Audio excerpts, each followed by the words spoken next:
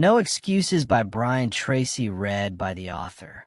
Introduction: The miracle of self-discipline. Mark Twain said that there are 1,000 excuses for failure, but never a good reason. Why are some people more successful than others? Why do some people make more money, live happier lives, and accomplish much more in the same number of years than the great majority? What is the real secret of success? Often, I begin a seminar with a little exercise. I ask the audience, how many people here would like to double their incomes? Almost everyone smiles and raises their hands. I then ask, how many people here would like to lose weight, get out of debt, achieve financial independence again? Everyone smiles, some people cheer, and they all raise their hands. Then I say, wonderful, these are great goals that everyone has. We all want to make more money, spend more time with our families, be fit and trim, and achieve financial independence. Not only do we all want the same things, but we all know what we have to do to achieve them, and we all intend to do those things sometime. But before we get started, we decide that we need to take a little vacation to a wonderful fantasy place called someday. Always say that someday I'll read that book. Someday I'll start that exercise program. Someday I'll upgrade my skills and earn more money. Someday I'll get my finances under control and get out of debt. Someday I'll do all the things that I know I need to do to achieve all my goals. Someday, probably 80% of the population lives on Sunday. Most of the time they think and dream and fantasize about all the things they're going to do someday. And who are they surrounded by on someday? Other people on someday aisle. And what is the chief topic of conversation on someday? Oil. Excuses. They all sit around and swap excuses for being on the island. Why are you here? They ask each other, and not surprisingly, their excuses are largely the same. I didn't have a happy childhood. I didn't get a good education. I don't have any money. My boss is really critical. My marriage is no good. No one appreciates me. Or the economy is terrible. They have come down with the disease of excusitis, which is invariably fatal too. Success. They all have good intentions, but as everyone knows, the road to hell is paved with good intentions. The first rule of success is simple: vote yourself off the island no more. Excuses. Do it or don't do it, but don't make excuses. Stop using your incredible brain to think up elaborate rationalizations and justifications for not taking action.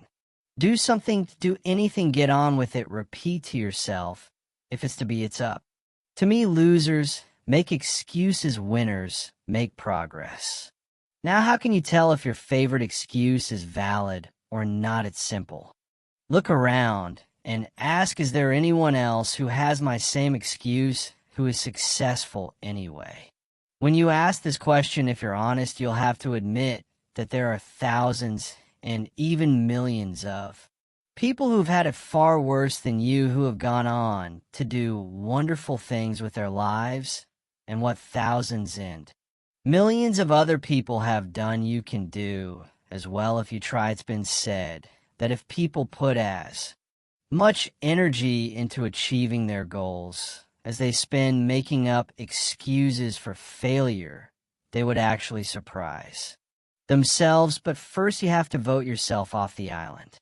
Very few people start off with many advantages. Personally, I did not graduate from high school. I worked at laboring jobs for several years. I had a limited education, limited skills, and a limited future. And then I began asking that question, why are some people more successful than others? This question changed my life over the years. I've read thousands of books and articles on the subjects of success and achievement. It seems that the reasons for these accomplishments have been discussed and written about. For more than 2,000 years, in every conceivable way, one quality that most philosophers, teachers, and experts agree on is the importance of self-discipline. Discipline is what you must have to. Resist the lure of excuses. It is self-discipline that enables you to vote yourself off the island. It is the key to a great life, and without it, no lasting success is possible. The development of self-discipline changed my life, and it will change yours as well by continually demanding more from myself. I became successful in sales, and then in management I caught up on my schooling and took an MBA degree in my 30s, which required thousands of hours of determined study. I imported Suzuki vehicles into Canada before anyone else set up 65 dealerships, and sold $25 million worth of the vehicles, and this is all after I had started with no knowledge of the industry. What I had, however, was the discipline and determination to learn what I needed to know, and then to apply and do what I needed to do. I got into real estate development with no knowledge or experience, applied the power of discipline, which was then backed by hundreds of hours of work and study. I then went on to build shopping centers, industrial parks, office buildings, and residential subdivisions. With self-discipline, I have built successful businesses in training, consulting, speaking, writing, recording, and distribution. My audio and video programs, books, seminars, and training programs have sold more than $500 million worth in 36 languages in 54 countries. Over the years, I've consulted for more than 1,000 companies and trained more than 5 million people in live seminars and talks. In every case, the practice of self-discipline has been essential to my success. I discovered that you can achieve almost any goal you set for yourself if you have the discipline to pay the price to. Do what you need to do and then never give up. So who should read this book? This book is written for ambitious, determined men and women who want to achieve everything that is possible for them in life. It is written for people who are hungry to do more, to have more, and to be more than they ever have been before. Perhaps the most important insight of all with regard to success is that to achieve greatly, you must become a different person. It is not the material things you accomplish or require that matter so much as it is the quality of the person that you must become. To accomplish well above the average, the development of self-discipline is the high road that makes everything possible for you. This book will serve as your step-by-step guide to becoming a remarkable person who is capable of making remarkable achievements. A chance encounter reveals the reason for success. Some years ago, I was attending a conference in Washington, D.C. During the lunch break, I was eating at a nearby food fair. The area was crowded, so I sat down at the last open table by myself, even though it was a table for 4. A few minutes later, an older gentleman and a younger woman who appeared to be his assistant came along carrying trays of food and obviously looking for a place to sit, having lots of room at my table. I immediately arose and invited the older gentleman to join me. He was hesitant, but I insisted finally. He sat down quite thankfully, and we began to chat over lunch. It turned out that his name was Cop Meyer. As it happened, I immediately knew who he was. He was a legend in the field of success and achievement. Cop Meyer had written 4 best-selling books, each of which contained 250 success principles that he had derived from more than 50 years of research and study. I had read all 4 books from cover to cover, each more than once. After we had chatted for a while, I asked him the question that many people in this situation would ask of all the 1,000 success principles that you have discovered, which do you think is the most important? He smiled at me with a twinkle in his eye, as if he had been asked this question many times, and he replied without hesitating. The most important success principle of all was stated by Albert Hubbard, one of the most prolific writers in American history at the beginning of the 20th century. He said self-discipline is the ability to do what you should do when you should do it, whether you feel like it or not. He went on to say, there are 999 other success principles that I have found in my reading and experience. But without self-discipline, none of them work. With self-discipline, they all work. Thus, self-discipline is the key to personal greatness. It's the magic quality that opens all doors for you and makes everything else possible. With self-discipline, the average person can rise as far and as fast as his talents and intelligence can take him, but without self-discipline, a person with every blessing of background, education, and opportunity will seldom rise above mediocrity. Your 2 worst enemies, just as self-discipline is the key to success. The lack of self-discipline is the major cause of failure, frustration, underachievement, and unhappiness in life.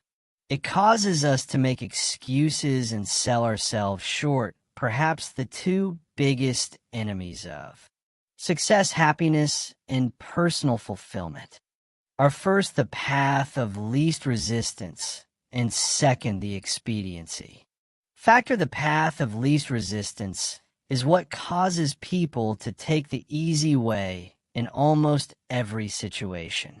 They seek shortcuts to everything. They arrive at work at the last minute and leave at the first opportunity. They look for get-rich-quick schemes and easy money. Over time, they develop the habit of always seeking an easier, faster way to get the things they want rather than doing what is hard but necessary to achieve real success. The expediency factor, which is an extension of the law of least resistance, is even worse when leading people to failure and underachievement. This principle says people invariably seek the fastest and easiest way to get the things they want right now, with little or no concern for the long-term consequences of their behaviors. In other words, most people do what is expedient, what is fun and easy, rather than what is necessary for success. Every day, in every minute of every day, there's a battle going on inside of you between doing what is right, hard, and necessary, like the angel on one shoulder, or doing what is fun, easy, and a little, or no value, like the devil on your other shoulder. Every minute of every day you must fight and win this battle with the expediency factor and resist the pull of the path of least resistance. If you truly desire to become everything you are capable of becoming, take control of yourself. Another definition of self-discipline is self-mastery. Success is only possible when you can master your own emotions, appetites, and inclinations. People who lack the ability to master their appetites become weak and dissolute, as well as unreliable in other things as well. Self-discipline can also be defined as self-control, your ability to control yourself, and your actions control what you say and do and ensure that your behaviors are consistent with your long-term goals and objectives is the mark of the superior person. Discipline has been defined As self-denial, this requires that you deny yourself the easy pleasures, the temptations that lead so many people astray, and instead discipline yourself to do only those things that you know are right for the long term and appropriate for the moment. Self-discipline requires delayed gratification, the ability to put off satisfaction in the short term in order to enjoy greater rewards in the long term. Think long-term sociologist Dr. Edward Banfield of Harvard University conducted a 50-year study into the reasons for upward socioeconomic mobility in America. He concluded that the most important single attribute of people who achieved great success in life was long-time perspective. Banfield defined time perspective as the amount of time an individual takes into consideration when determining his present actions. In other words, the most successful people are long-term thinkers. They look into the future as far as they can to determine the kind of people they want to become and the goals they want to achieve. They then come back to the present and determine the things that they will have to do or not do to achieve their desired futures. This practice of long-term thinking applies to work, career, marriage, relationships, money, and personal conduct, each of which is covered in the pages ahead. Successful people make sure that everything they do in the short term is consistent with where they want to end up in the long term. They practice self-discipline at all times. Perhaps the most important word in long-term thinking is sacrifice. Superior people have the ability throughout their lives to make sacrifices in the short term, both large and small, so as to assure greater results and rewards in the long term. You see this willingness to sacrifice in people who spend many hours and even years preparing, studying, and upgrading their skills to make themselves more valuable so that they can have a better life in the future rather than spending most of their time socializing and having fun in the present. Longfellow once wrote, "Those heights by great men won and kept were not achieved by sudden flight, but they while their companions slept were toiling upward in the night." Your ability to think, plan, and work hard in the short term, and to discipline yourself to do what is right and necessary before you do what is fun and easy, is the key to creating a wonderful life for yourself. Your ability to think long term is a developed skill. As you get better at it, you become more able to predict with increasing accuracy what is likely to happen to you in the future as the result of your actions in the present. This is a quality of the superior thinker. Short-term gain can cause long-term pain. There are two laws that you fall victim to when you fail to practice self-discipline. The first is called the law of unintended consequences. This law states that the unintended consequences of an action can be far worse than the intended consequences of that behavior because of a lack of long-term thinking. The second law is the law of perverse consequences, which says that a short-term action aimed at immediate gratification can lead to perverse, or the opposite, consequences from those at which it was aimed. For example, you might make an investment of time, money, or emotion with a desire and intent to be better off and happier as a result. But because you acted without carefully thinking or doing your homework, the consequences of your behavior turned out to be far worse than if you had done nothing at all. Every person has had this experience, and usually more than once. The common denominator of success. Herbert Gray, a businessman, conducted a long-term study searching for what he called the common denominator of success. After 11 years, he finally concluded that the common denominator of success was that successful people make a habit of doing the things that unsuccessful people don't like to do. And what were these things? It turned out that the things that successful people don't like to do are the same things that failures don't like to do either, but successful people do them anyway because they know that this is the price they will have to pay if they want to enjoy greater success and rewards in the future. What Gray found was that successful people are more concerned with pleasing results, whereas failures were more concerned about pleasing methods.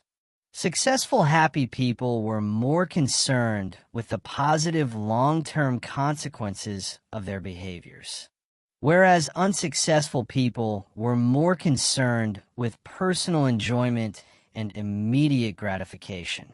Motivational speaker Dennis Waitley has said that the top people were those who were more concerned with activities that were goal-achieving, whereas average people were more concerned with activities that were tension-relieving. Dinner before dessert, the simplest rule in the practice of self-discipline is to eat dinner before dessert. In a meal, there is a logical order of dishes, and dessert comes last. First, you eat the main courses and clean your plate. Only then do you have dessert. There's a cute but misleading bumper sticker that says life is shorty, dessert first. Just think about what would happen if you came home from work and instead of eating a healthy dinner, you ate a large piece of apple pie with ice cream. What kind of appetite for healthy, nutritious food would you have afterward?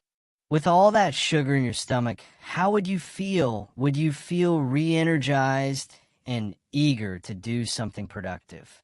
Or would you feel tired and sluggish and ready to write off the day is largely finished? You get the same results when you go for a drink or two after work and then come home and turn on the television.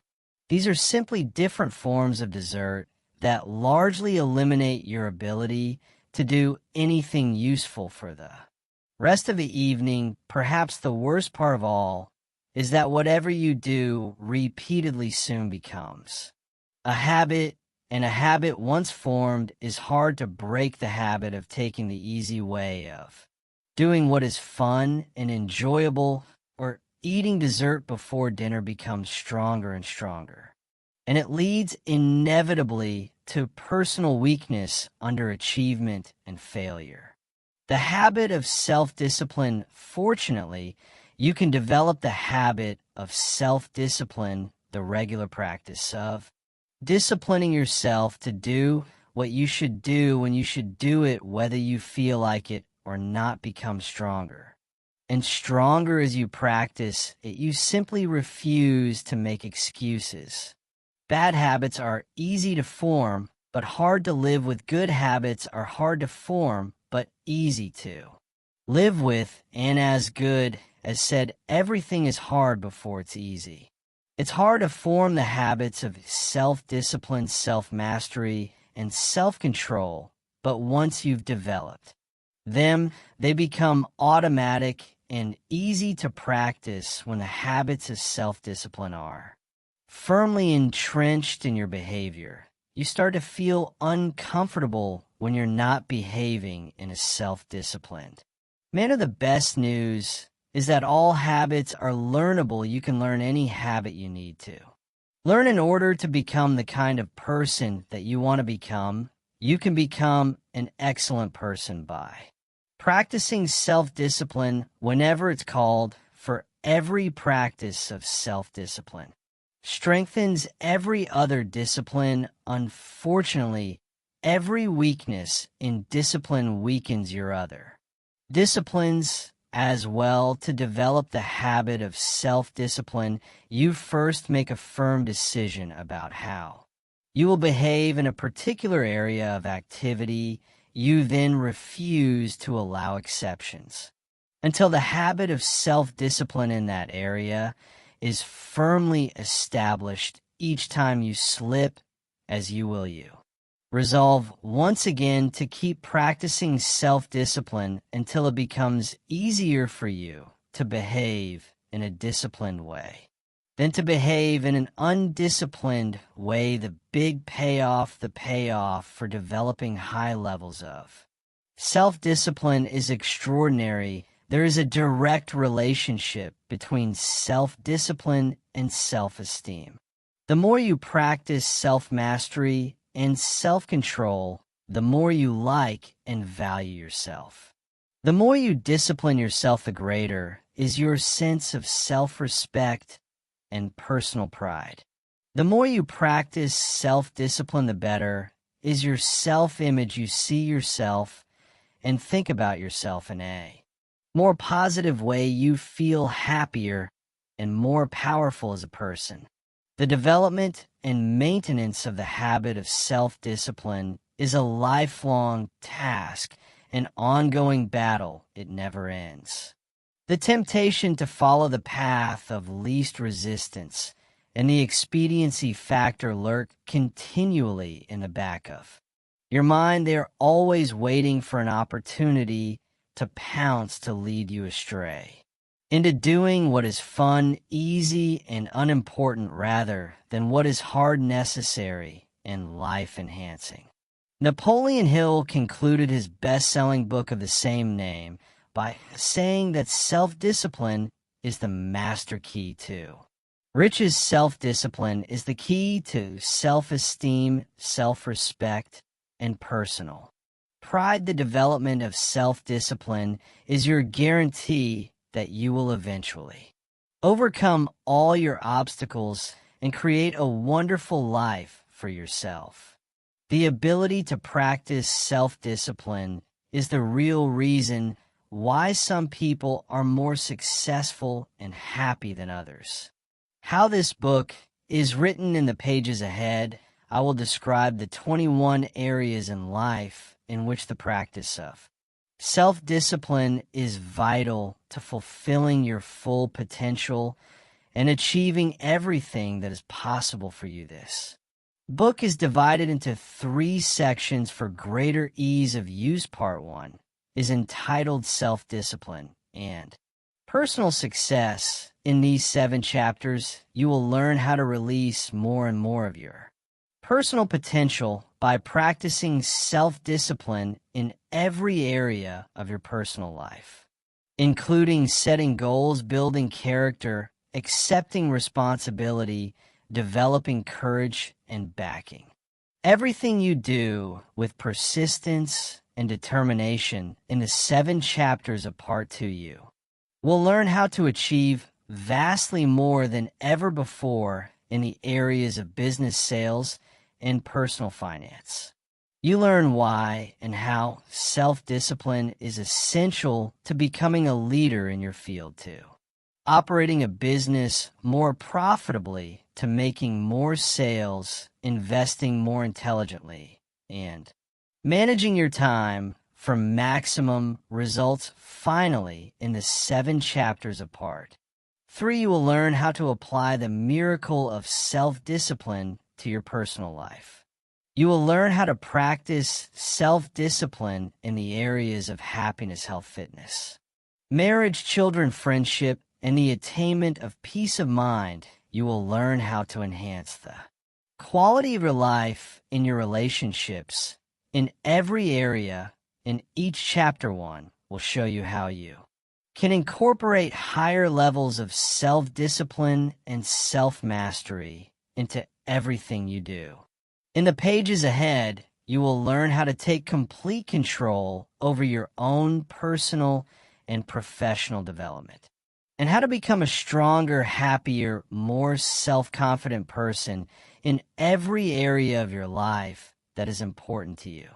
You will learn how to break old habits that may be holding you back and how to develop the habits of self-reliance, self-determination, and self-discipline that will enable you to set and achieve any goal.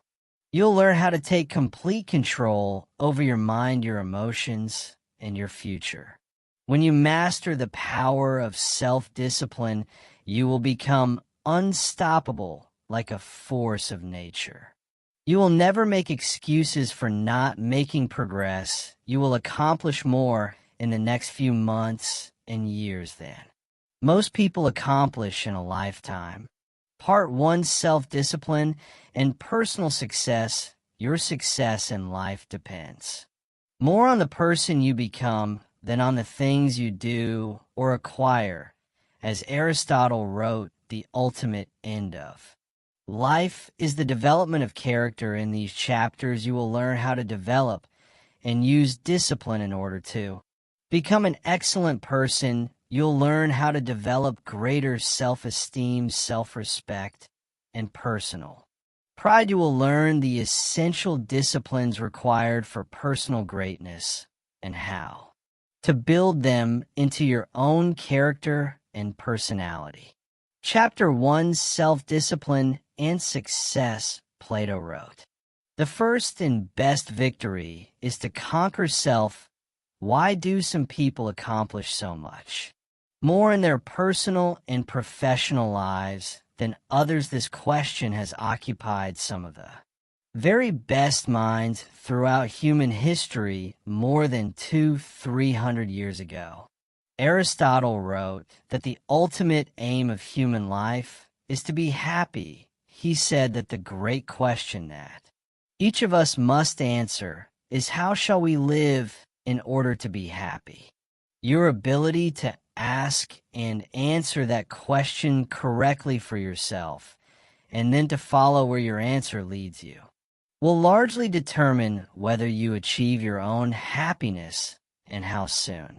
Begin with your own personal definition. How do you define success?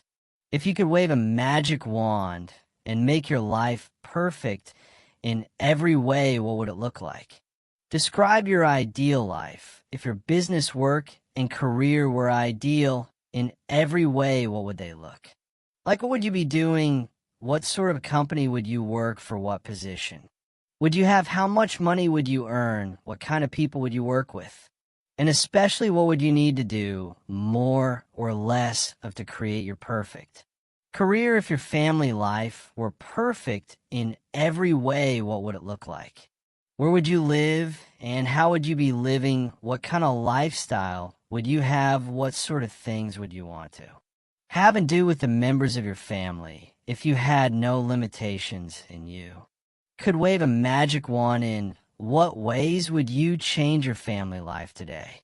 If your health were perfect, how would you describe it? How would you feel? How much would you weigh? How would your levels of health and fitness be different from what they are today? Most of all, what steps could you take immediately to begin moving toward your ideal levels of health and energy if your financial situation were ideal? How much would you have in the bank? How much would you be earning each month and each year from your investments? If you had enough money so that you never had to worry about finances again, how much would that be? And what steps could you take starting today to create your ideal financial life? Do your own thing. A popular definition of success is being able to live your life in your own way, doing only those things that you want to do with the people who you choose in the situations you desire. In each case, when you begin to define what success means to you, you can immediately see things that you should be doing more of or less of in order to begin first, the path of least resistance, and second, the expediency factor. The path of least resistance is what causes people to take the easy way in almost every situation. They seek shortcuts to everything. They arrive at work at the last minute and leave at the first opportunity.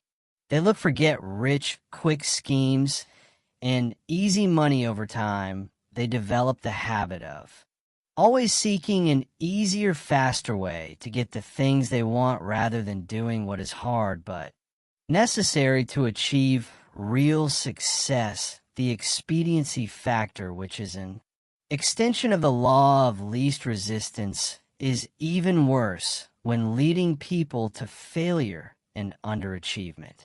This principle says people invariably seek the fastest and easiest way to get the things they want.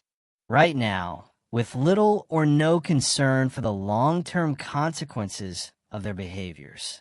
In other words, most people do what is expedient, what is fun and easy rather than what is necessary for success.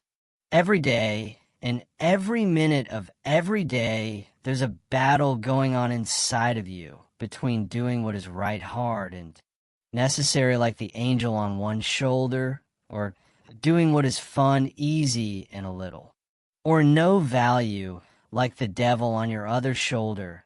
Every minute of every day you must fight and win this battle with the expediency factor and resist the pull of the path of least resistance.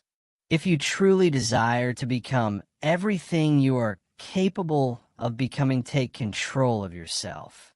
Another definition of self-discipline is self-mastery. Success is only possible when you can master your own emotions, appetites, and inclinations. People who lack the ability to master their appetites become weak and dissolute, as well as unreliable in other things as well. Self-discipline can also be defined as self-control, your ability to control yourself. And your actions control what you say and do and ensure that your behaviors are consistent with your long-term goals and objectives is the mark of the superior person. Discipline has been defined as self-denial. This requires that you deny yourself the easy pleasures, the temptations that lead so many people astray, and instead discipline yourself to do only those things that you know are right for the long term and appropriate for the moment. Self-discipline requires delayed gratification, the ability to put off satisfaction in the short term in order to enjoy greater rewards in the long term. Think long-term sociologist Dr. Edward Banfield of Harvard University conducted a 50-year study into the reasons for upward socioeconomic mobility in America. He concluded that the most important single attribute of people who achieved great success in life was long-time perspective. Banfield defined time perspective as the amount of time an individual takes into consideration when determining his present actions. In other words, the most successful people are long-term thinkers. They look into the future as far as they can to determine the kind of people they want to become and the goals they want to achieve. They then come back to the present and determine the things that they will have to do or not do to achieve their desired futures. This practice of long-term thinking applies to work, career, marriage, relationships, money, and personal conduct, each of which is covered in the pages ahead. Successful people make sure that everything they do in the short term is consistent with where they want to end up in the long term. They practice self-discipline at all times.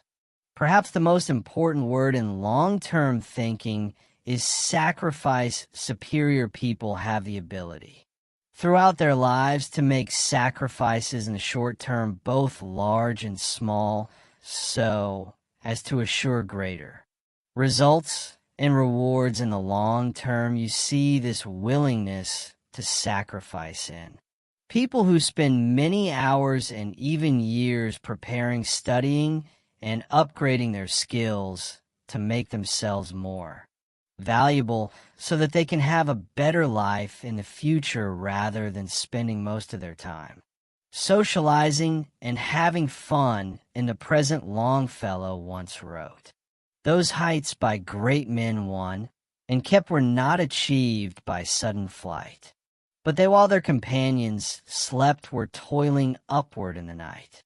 Your ability to think, plan, and work hard in the short term, and to discipline yourself to do what is right and necessary before you do what is fun and easy is the key to creating a wonderful life for yourself. Your ability to think long term is a developed skill.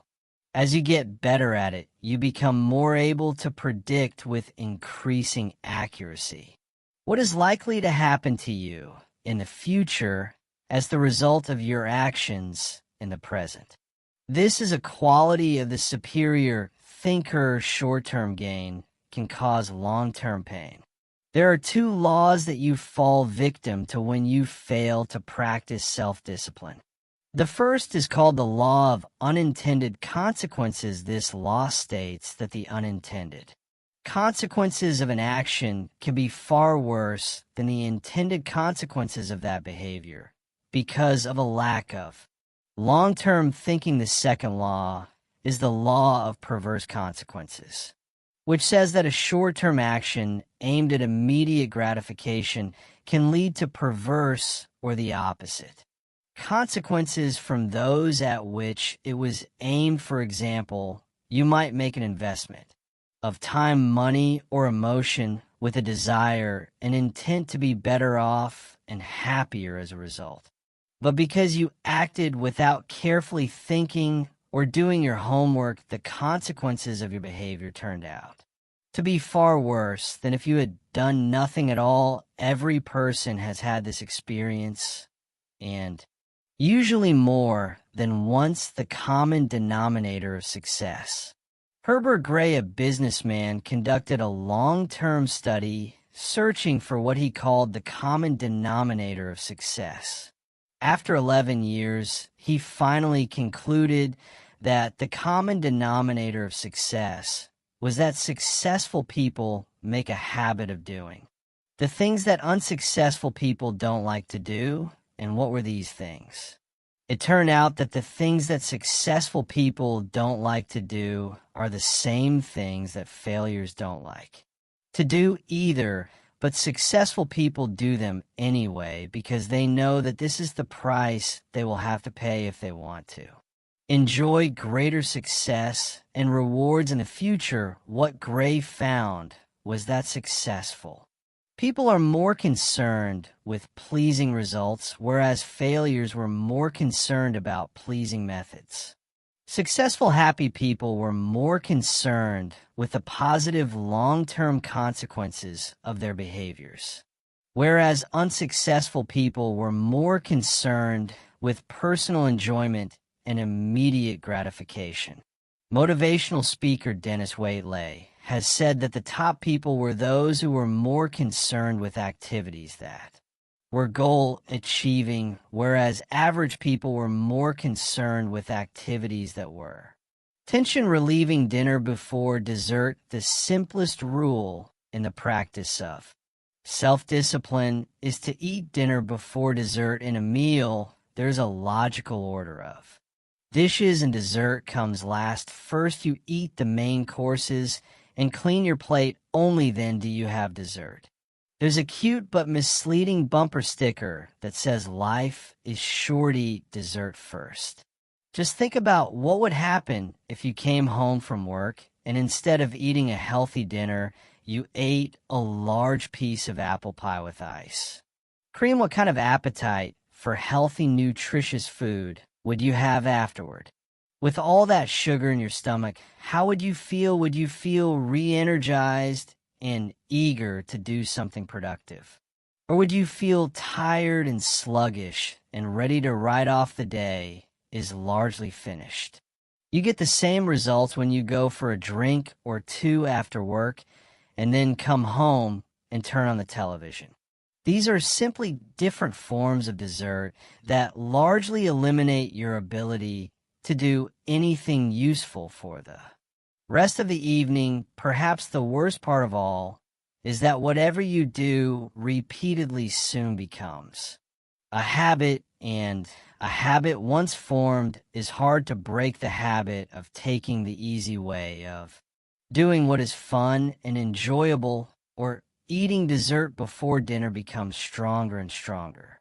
And it leads inevitably to personal weakness under achievement and failure.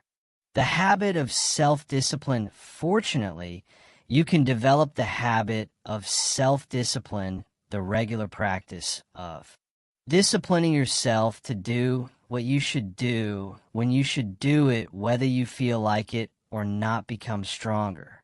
And stronger as you practice it, you simply refuse to make excuses. Bad habits are easy to form, but hard to live with. Good habits are hard to form, but easy to live with. And as Good as said, everything is hard before it's easy. It's hard to form the habits of self-discipline, self-mastery, and self-control, but once you've developed them, they become automatic and easy to practice when the habits of self-discipline are firmly entrenched in your behavior. You start to feel uncomfortable when you're not behaving in a self-disciplined manner. The best news is that all habits are learnable. You can learn any habit you need to learn in order to become the kind of person that you want to become. You can become an excellent person by practicing self-discipline whenever it's called for. Every practice of self-discipline strengthens every other discipline. Unfortunately, every weakness in discipline weakens your other disciplines as well. To develop the habit of self-discipline, you first make a firm decision about how you will behave in a particular area of activity. You then refuse to allow exceptions until the habit of self-discipline in that area is firmly established. Each time you slip, as you will, you resolve once again to keep practicing self-discipline until it becomes easier for you to behave in a disciplined way than to behave in an undisciplined way. The big payoff, the payoff for developing high levels of self-discipline is extraordinary. There is a direct relationship between self-discipline and self-esteem. The more you practice self-mastery and self-control, the more you like and value yourself. The more you discipline yourself, the greater is your sense of self-respect and personal pride. The more you practice self-discipline, the better is your self-image. You see yourself and think about yourself in a more positive way. You feel happier and more powerful as a person. The development and maintenance of the habit of self-discipline is a lifelong task, an ongoing battle. It never ends. The temptation to follow the path of least resistance and the expediency factor lurk continually in the back of your mind. They're always waiting for an opportunity to pounce, to lead you astray into doing what is fun, easy, and unimportant rather than what is hard, necessary, and life-enhancing. Napoleon Hill concluded his best-selling book of the same name by saying that self-discipline is the master key to riches. Self-discipline is the key to self-esteem, self-respect, and personal pride. The development of self-discipline is your guarantee that you will eventually overcome all your obstacles and create a wonderful life for yourself. The ability to practice self-discipline is the real reason why some people are more successful and happy than others. How this book is written in the pages ahead, I will describe the 21 areas in life in which the practice of self-discipline is vital to fulfilling your full potential and achieving everything that is possible for you. This book is divided into 3 sections for greater ease of use. Part 1 is entitled Self-Discipline and Personal Success. In these 7 chapters, you will learn how to release more and more of your personal potential by practicing self-discipline in every area of your personal life, including setting goals, building character, accepting responsibility, developing courage, and backing.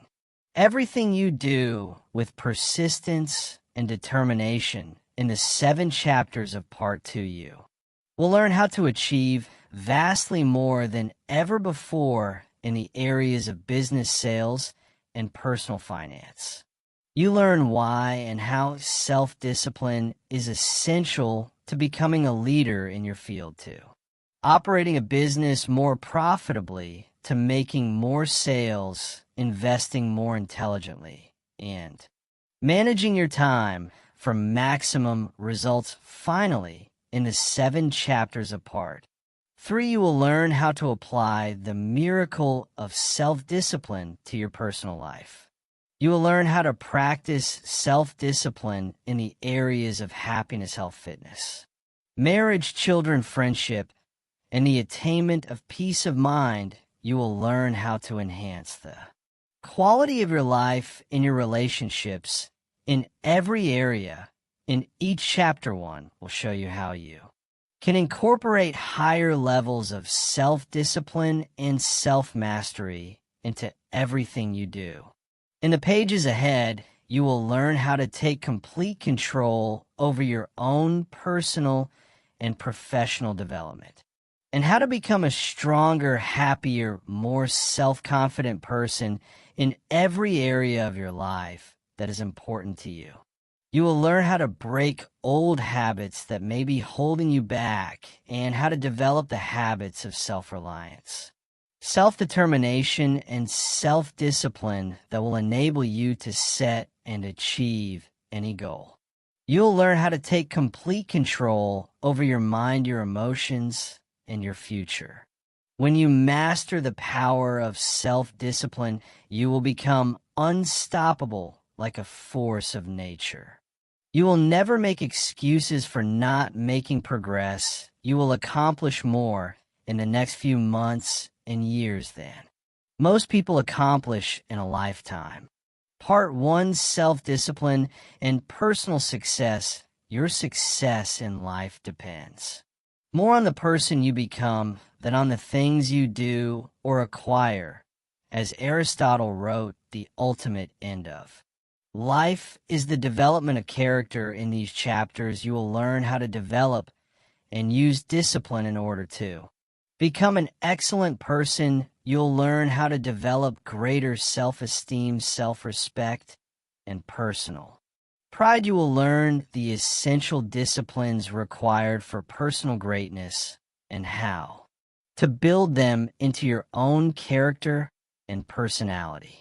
Chapter 1, Self-Discipline and Success. Plato wrote, "The first and best victory is to conquer self." Why do some people accomplish so much more in their personal and professional lives than others? This question has occupied some of the very best minds throughout human history more than 200-300 years ago. Aristotle wrote that the ultimate aim of human life is to be happy. He said that the great question that each of us must answer is, how shall we live in order to be happy? Your ability to ask and answer that question correctly for yourself, and then to follow where your answer leads you, will largely determine whether you achieve your own happiness and how soon. Begin with your own personal definition. How do you define success? If you could wave a magic wand and make your life perfect in every way, what would it look like? Describe your ideal life. If your business work and career were ideal in every way, what would they look like? What would you be doing? What sort of company would you work for? What position would you have? How much money would you earn? What kind of people would you work with? And especially, what would you need to do more or less of to create your perfect career? If your family life were perfect in every way, what would it look like?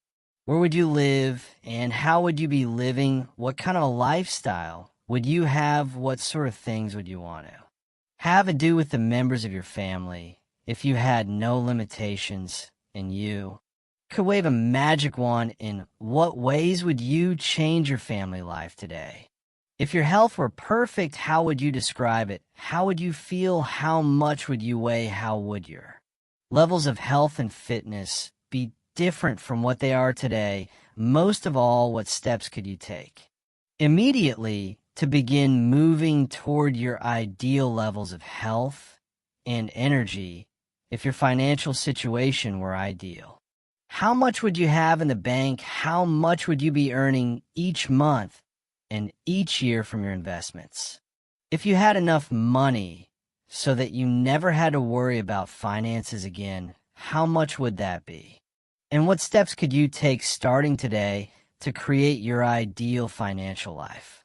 Do your own thing. A popular definition of success is being able to live your life in your own way, doing only those things that you want to do with the people who you choose in the situations you desire. In each case, when you begin to define what success means to you, you can immediately see things that you should be doing more of or less of in order to begin creating your ideal life. And the biggest thing that holds you back from moving in the direction of your dreams is usually a lack of self-discipline. And your favorite excuses, it's not that you don't know what to do, but rather that you don't have the discipline to make yourself do what you should do whether you feel like it or not. Join the top 20% in our society. The top 20% of people earn 80% of the money and enjoy 80% of the riches and rewards. This Pareto principle has been proven over and over again since it was first formulated in 1895 by Vilfredo Pareto. Your first goal in your career should be to get into the top 20 in your chosen field. In the 21st century, there's a premium on knowledge and skill. The more knowledge you acquire and the greater skill that you apply, the more competent and valuable you become. As you get better at what you do, your income earning ability increases like compound interest. Unfortunately, the majority of people, the bottom 80%, make little or no effort to upgrade their skills. Most people, according to Jeffrey Colvin's 2009 book Talent, is overrated. Learn their jobs in the first year of their employment, and then they never get any better. It is only the top people in every field who are committed to continuous improvement because of this increasing disparity of productive ability based on knowledge, skill, and hard work. The top 1% of people in America today control as much as 33% of the financial assets. Starting with nothing, interestingly, almost everyone starts out the same in life with little or nothing. Almost all fortunes in America and worldwide are first generation. This means that most individuals started with little or nothing and earn everything they own in their current lifetime. The wealthiest people in America are almost all first-generation multi-billionaires. This is the case with wealthy Americans such as Bill Gates, Warren Buffett, Larry Ellison, Michael Dell, and Paul Allen. Fully 80% of millionaires and multimillionaires started with little money, often penniless, and sometimes deeply in debt with few advantages, such as Sam Walton, who died worth more than $100 billion. Why have these people been able to achieve so much when so many have achieved so little? In their book, The Millionaire Next Door, Thomas Stanley and William Danko interviewed more than 500 millionaires and surveyed 11,000 more over a 25-year period. They asked them why they felt they had been able to achieve financial independence when most of the people around them who started at the same place were still struggling. Fully 85% of this new generation of millionaires replied by saying something like, "I didn't have a better education or more intelligence, but I was willing to work harder than anyone else." Hard work is the key, the indispensable requirement for hard work. Is self-disciplined success is only possible when you can overcome the natural tendency to cut corners and take the easy way. Lasting success is only possible when you can discipline yourself to work hard for a long, long time. As I mentioned in the introduction, I started my own life with no money or advantages. For years, I worked at laboring jobs at which I earned just enough to get from paycheck to paycheck. I stumbled into sales when I could no longer find a laboring job, where I spun my wheels for many months before I began asking that question: why is it that some people are more successful in selling than others? One day, a top salesman told me that the top 20% of salespeople earn 80% of the money. I had never heard that rule before. This meant that the bottom 80% of salespeople had to be satisfied with the remaining 20%, with what was left over after. The top people had taken a lion's share. I decided then and there that I was going to be in the top 20, and this decision changed my life. The great law, then, I learned the iron law of the universe, which made getting into the top 20% possible. It was the law of cause and effect, or sowing and reaping. This law says that for every effect, there is a specific cause or series of causes. This law says that if you want to achieve success in any area, you must determine how success is achieved in that area, and then practice those skills and activities repeatedly until you achieve the same results. Here's the rule: if you do what other successful people do over and over again, nothing can stop you from eventually enjoying the same rewards that they do. But if you don't do what successful people do, nothing can help you. The law of sowing and reaping from the Old Testament is a variation of the law of cause and effect. It says that whatsoever a man soweth, that also shall he reap. This law says that whatever you put in, you get out. It also says that whatever you are reaping today is a result of what you have sown in the past. So if you're not happy with your current crop, it's up to you, starting today, to plant a new crop to begin doing more of those things that lead to success, and to stop engaging in those activities that lead nowhere. Success is predictable. Success is not an accident. Sadly, failure is not an accident. Either you succeed when you do what other successful people do over and over until these behaviors become a habit. Likewise, you fail if you don't do what successful people do. In either case, nature is neutral. Nature does not take sides. Nature doesn't care. What happens to you is simply a matter of law, the law of cause and effect. You can look at yourself as a machine with a default mechanism. Your default mechanism is the almost irresistible attraction of the expediency factor and the path of least resistance that I described in the introduction. In the absence of self-discipline, your default mechanism goes off automatically. This is the main cause of underachievement and the failure to realize your true potential. When you're not working deliberately, consciously, and continuously to do, be, and have those things that constitute success for you, your default mechanism is at work. You end up doing those fun, easy, and low value things in the short term that lead to frustration, financial worries, and failure in the long term. The great oil man H.L. Hunt, who was at one time the richest self-made billionaire in the world, was once asked by a television journalist for his secrets of success. He replied, "There are only 3 requirements for success. First, decide exactly what it is you want in life. Second, determine the price that you're going to have to pay to get the things you want. And third, and this is most important, resolve to pay that price one of the most important requirements. For success, once you have decided what it is that you want, is the quality of willingness.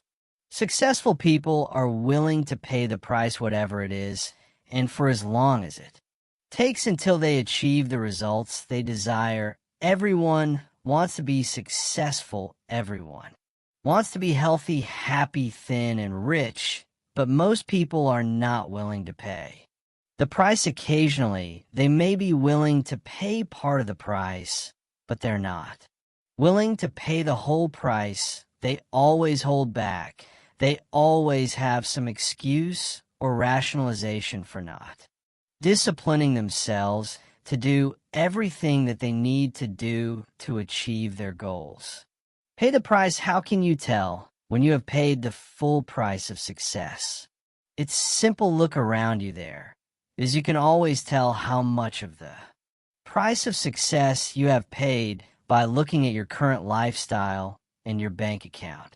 By the law of correspondence, your outer world will, like a mirror, always reflect the person you are and the price that you have paid on the inside. There's an interesting point about the price of success. It must always be paid in full and in advance. Success, however you define, it is not like a restaurant where you pay after you've enjoyed your meal. Instead, it's like a cafeteria where you can choose whatever you want, but you must pay for it before you eat it. Motivational speaker Zig Ziglar says the elevator to success is out of order, but the stairs are always open.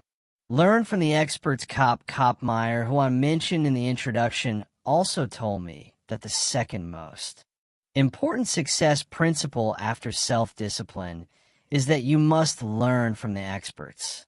He said you will never live long enough to learn it all for yourself.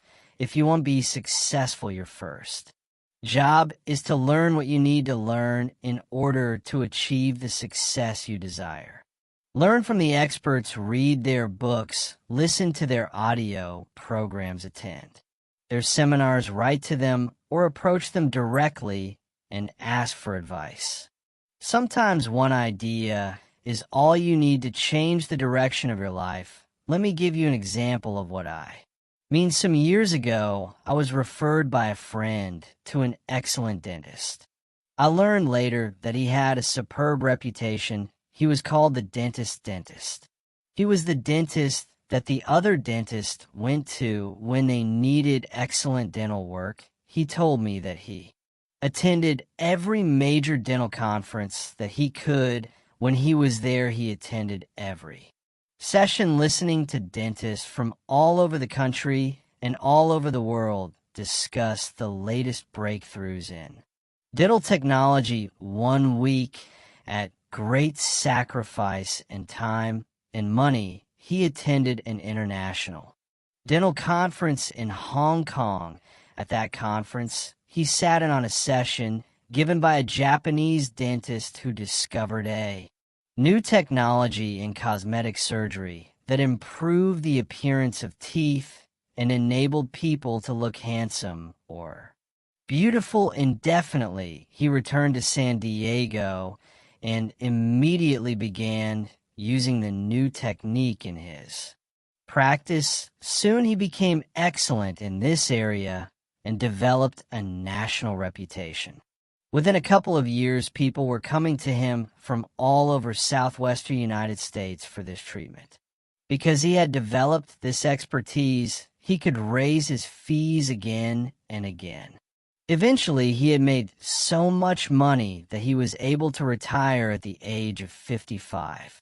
Financially independent and able to spend the rest of his life with his family, traveling and fulfilling his dreams. The point of this story is that by continually seeking out ideas and advice from other experts in his field, he came across a new technology that helped him become the leader in his field and save him 10 years of hard work in order to achieve the same level of financial success. This could happen to you as well.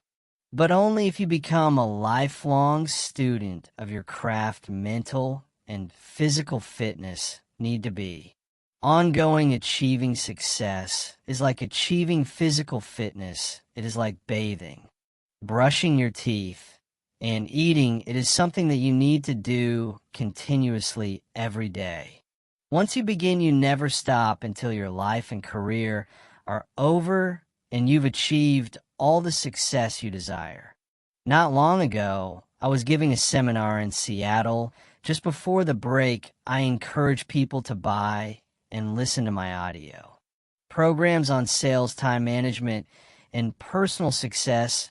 At the break, several people came up to me to ask me questions about the seminar content. One salesman pushed his way forward and said loudly, when you encourage people to buy your programs, you should tell them the whole truth. I asked, how do you mean? He went on to say, you're not telling the whole truth about your programs. You should tell people that they only work for a certain period of time and then they stop working. Again, I asked him, how do you mean? He said, well, I came to your seminar about 5 years ago and I was completely convinced by your presentation. I bought all your programs and began listening to them. I read every day in sales, and you were right. Over the next 3 years, I tripled my income and became the top seller in my company. But then my income flattened out and has not increased at all over the last 2 years. The fact is that your materials stop working after a certain point. I then asked him in front of all these other people, what happened to you 2 years ago when your income flattened out and stopped increasing? He searched his memory, thought for a while, and said, well, I was selling so much that I was hired away by another company. Ever since I started my new job, my income has remained flat. I asked him, what did you do differently in your new job in comparison with your previous job? He started to answer, and then he stopped. A shocked look came over his face. Finally, he replied, oh my gosh, I stopped doing it. When I changed jobs, I stopped reading in sales. I stopped listening to audio programs. I stopped attending seminars. I stopped doing it. He walked away, shaking his head, muttering to himself, I stopped doing it. I stopped doing it. I stopped doing it.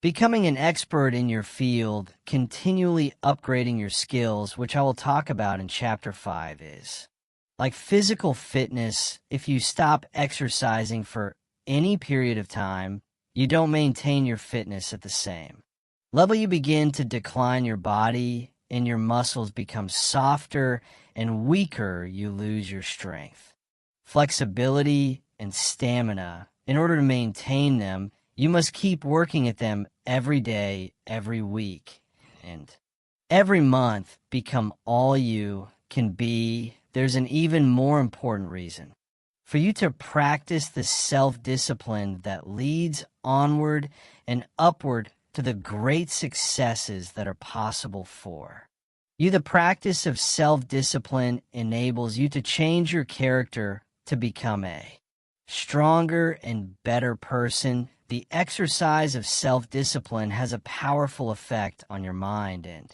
emotions, developing you into a different person from the one that you would have been. Without self-discipline, imagine yourself in a chemistry lab.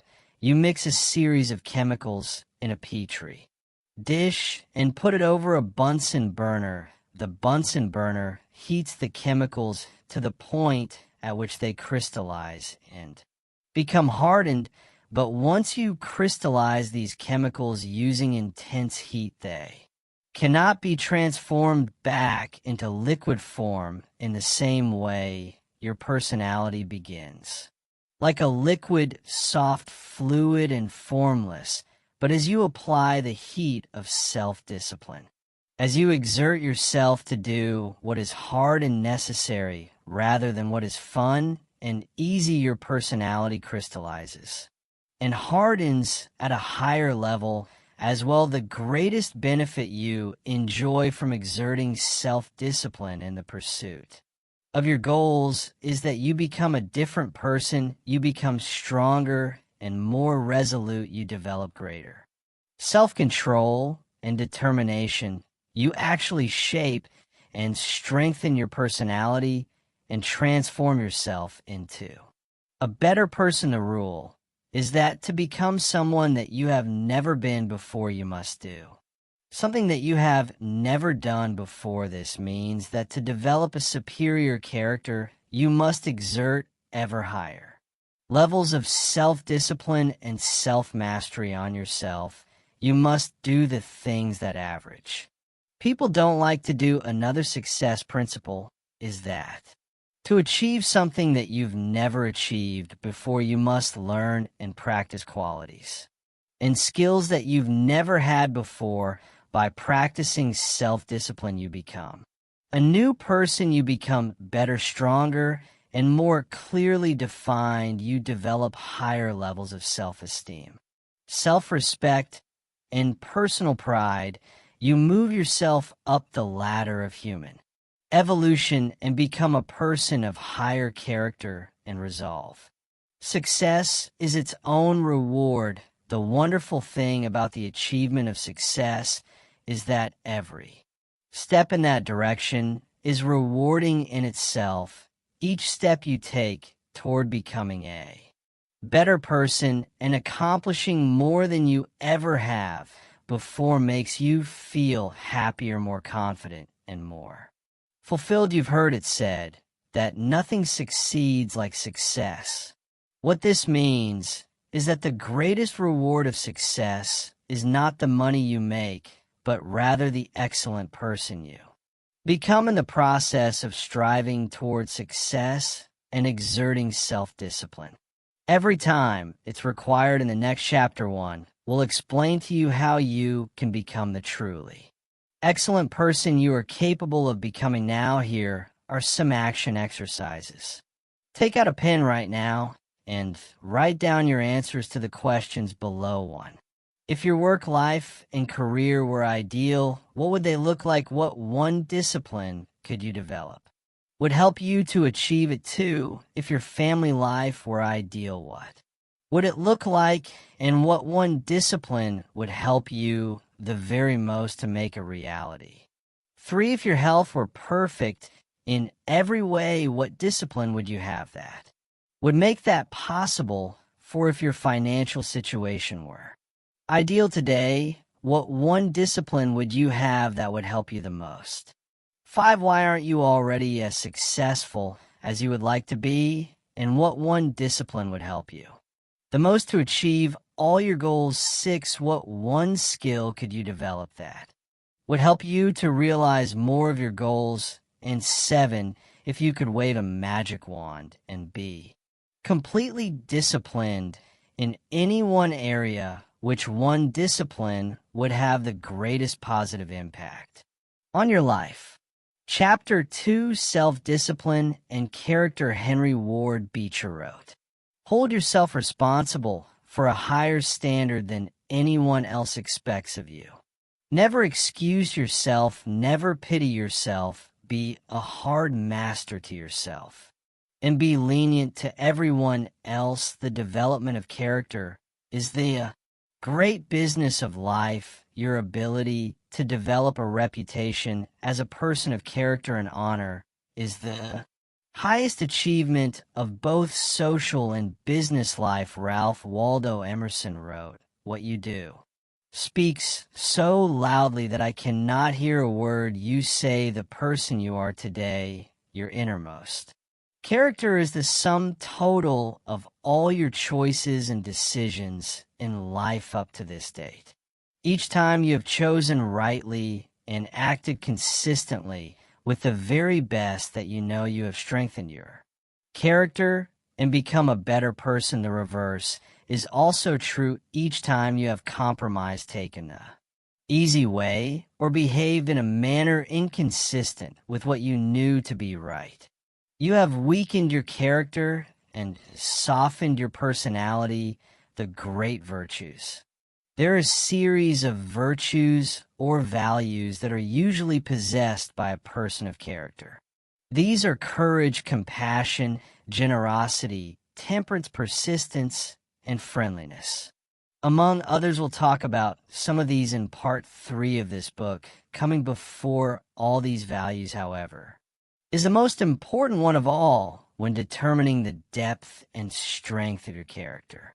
Integrity, it is your level of integrity, living in complete truth with yourself and others.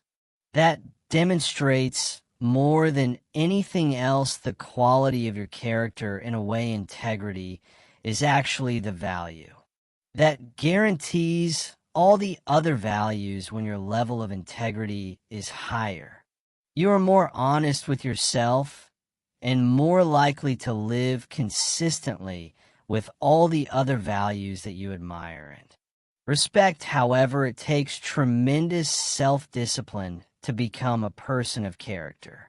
It takes considerable willpower to always do the right thing in every situation, and it takes both self-discipline and willpower to resist the temptation to cut corners, to take the easy way, or to act for short-term advantage. All of life is a test to see what you are really made of. Deep down inside wisdom can be developed in private through study and reflection, but character can only be developed in the give and take of daily life. When you are forced to choose and decide among alternatives and temptations. The test of character, it is only when you are under pressure, when you are forced to choose one way or another, to either live consistently with a value or to compromise it, that you demonstrate your true character.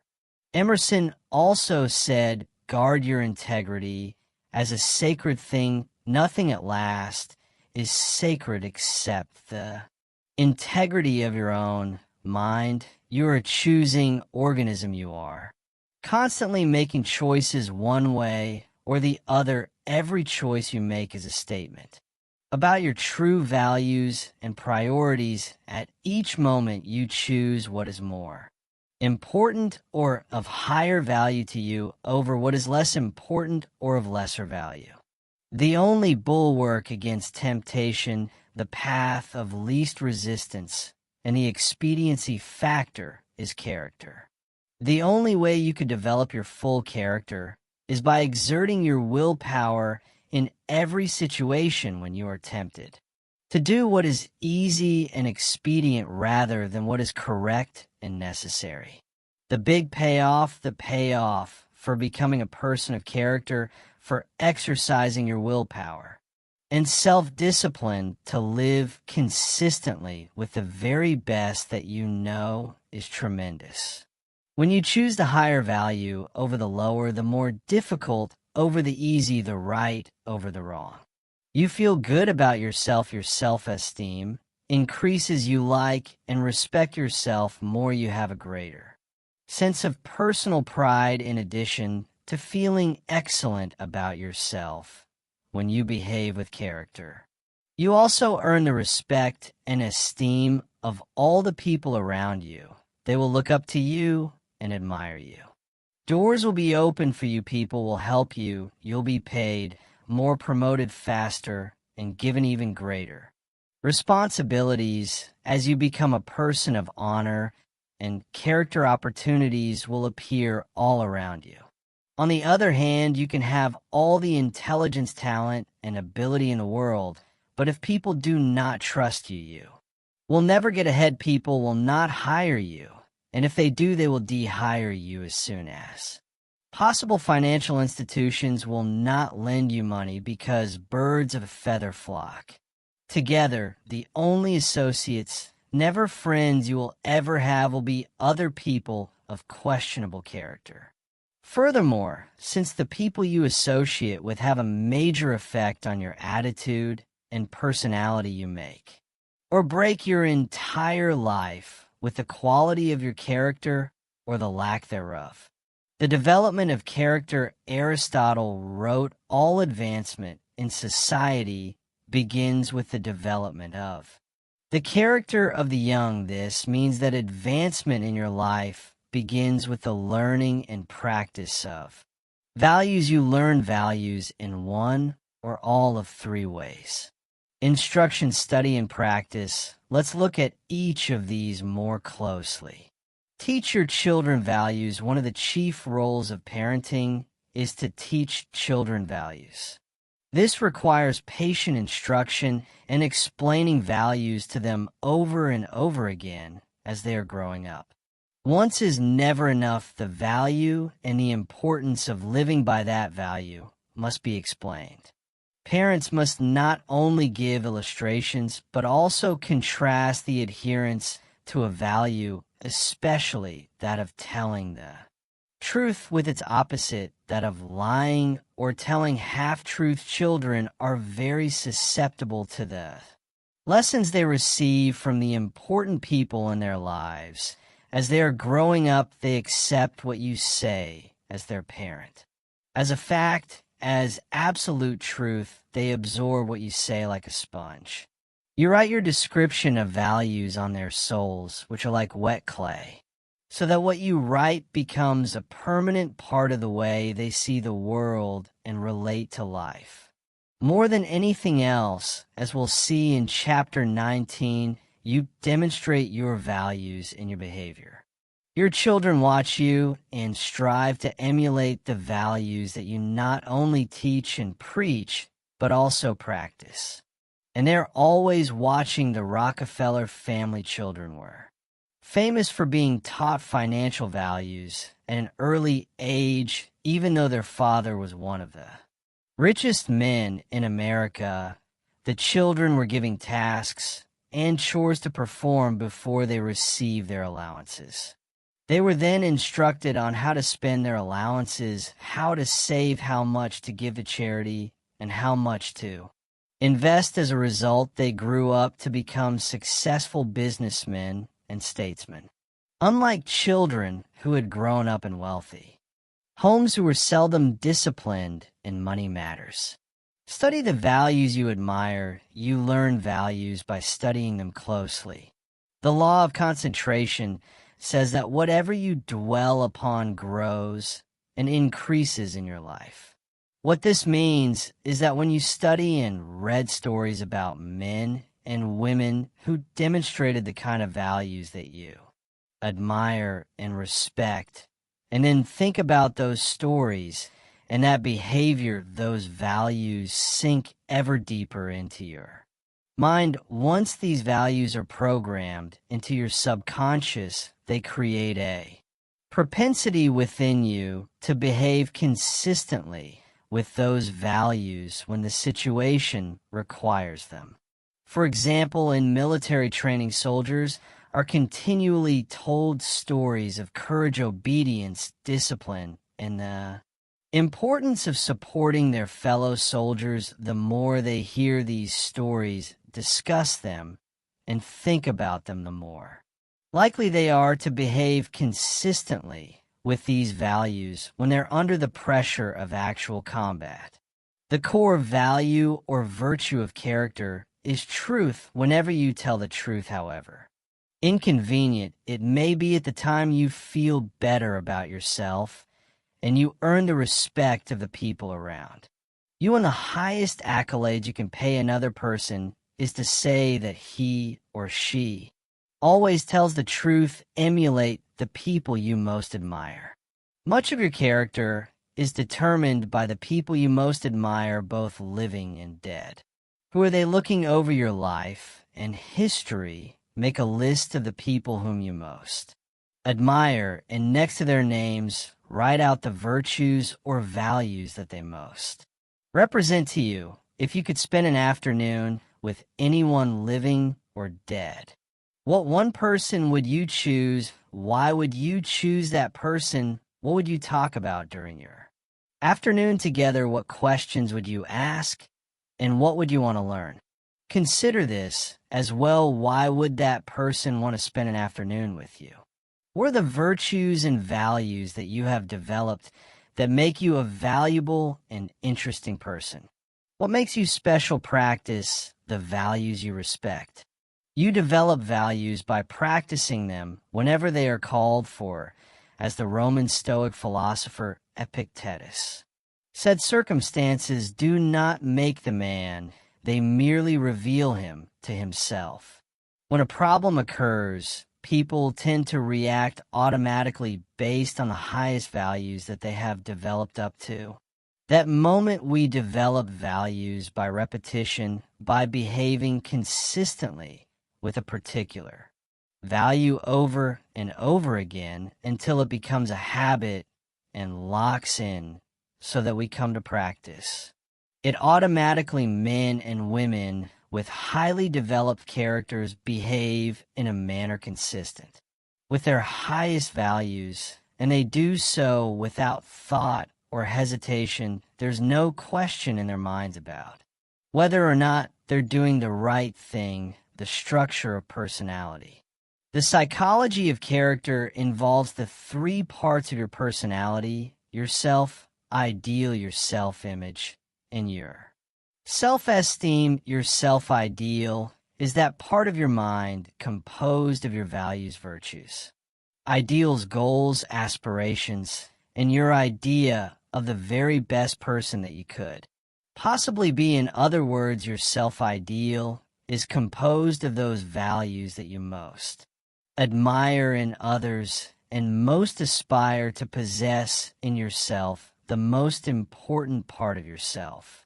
Ideal is summarized in the word clarity. Superior people are those who are absolutely clear about who they are and what they believe.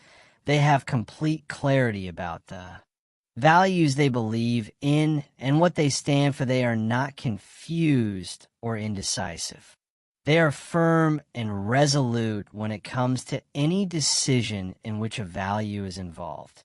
On the other hand, weak and irresolute people are fuzzy and unclear about their values. They have only a vague notion of what is right or wrong in any situation. As a result, they take the path of least resistance and act expediently. They do whatever seems to be the fastest and easiest thing to get what they want in the short term, giving little or no consideration or concern about the consequences of their acts. The evolution of character. In biology, life forms are categorized from the least to the most complex, from single-celled plankton all the way up to the increasingly complex spectrum of life to the human being. Similarly, human beings can be organized along a spectrum as well, from the least to the most developed. The lowest forms of humans are those with no values, virtues, or character. These people always act expediently and take the path of least resistance in their search for immediate gratification at the highest levels of development of the human race. However, are those men and women of complete integrity who would never compromise their honesty or their character for anything, including the threat of financial loss, pain, or even death. George Washington is famous for his honesty, which was demonstrated in the story in which he admitted that he had cut down the cherry tree. In the same vein, the founding fathers of the United States wrote that we hereby pledge our lives, our fortunes, and our sacred honor to the signing of the Declaration of Independence.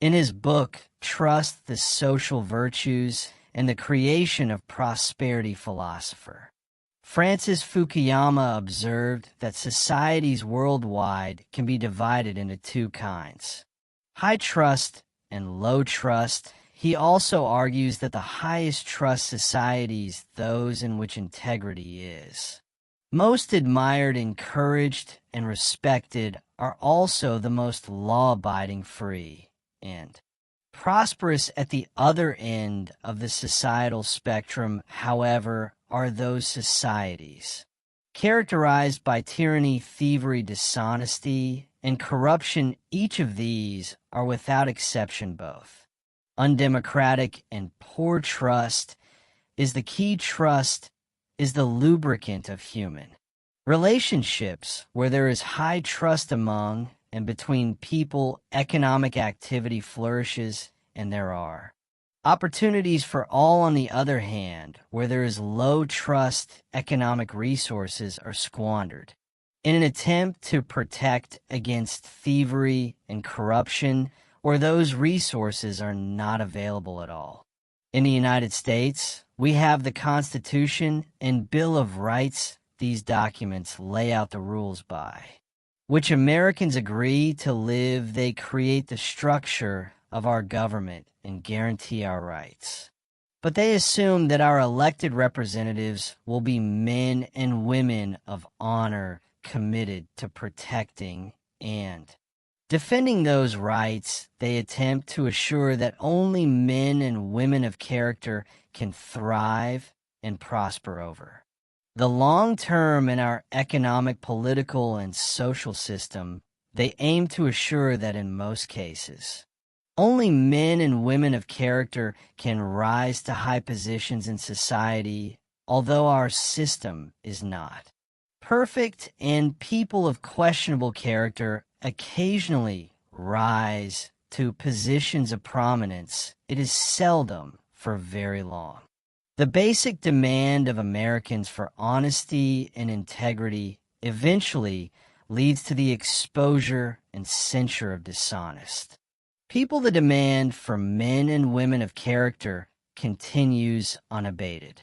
Your self-image, your inner mirror, the second part of your personality, is your self-image. This is the way we see and think about ourselves, especially prior to any event of importance. People always tend to behave on the outside consistently with way they see themselves on the inside.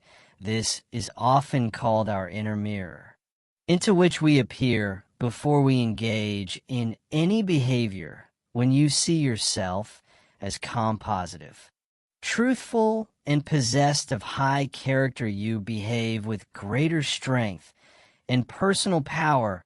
Other people respect you.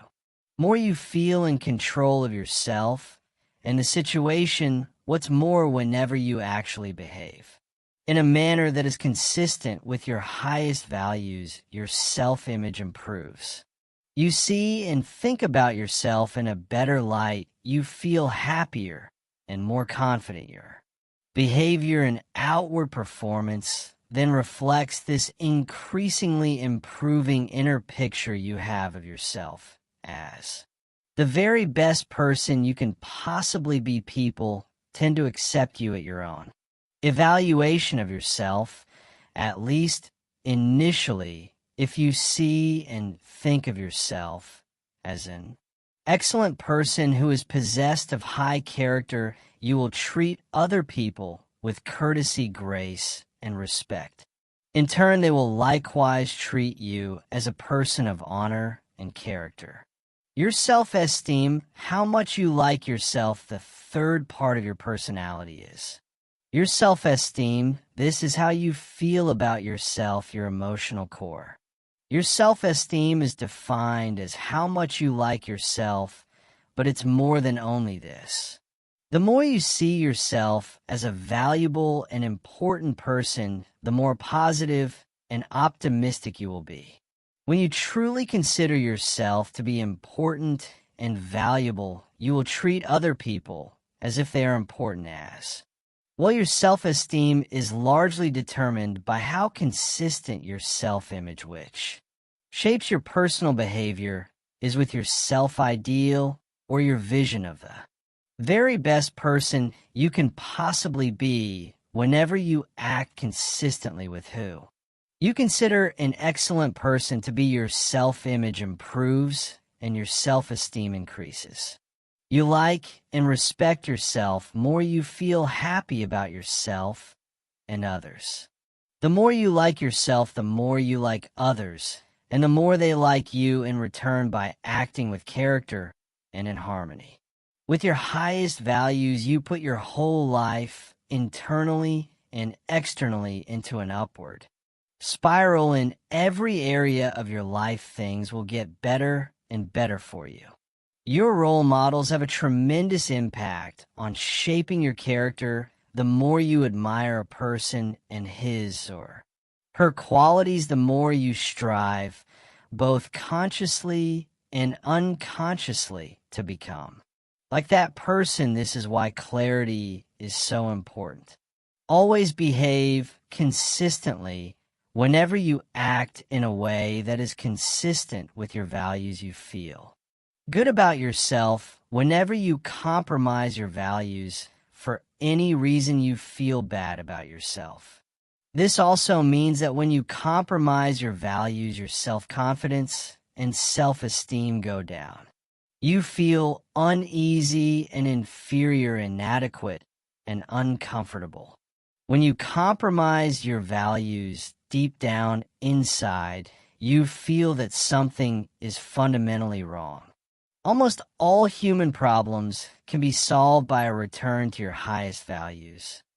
And your innermost convictions, when you look back, there have probably been situations in your life when you have compromised your values in order to save an investment, keep a job, preserve a relationship, or maintain a friendship. In each case, you have felt worse and worse until you finally broke it off and walked away. And how did you feel when you finally had the strength of character to walk away? You felt wonderful. Whenever you use your willpower and strength of character to return to the values that are most dear to you, you are rewarded with a wonderful feeling of happiness and exhilaration. You feel energized and free. You wonder why you didn't make that decision a long time ago. Do the right thing in the development of character that is based on self-discipline and willpower.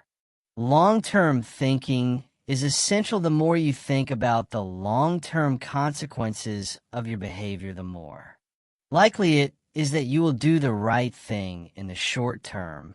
So when you have to make a choice or decision, always ask the magic question, what's important here?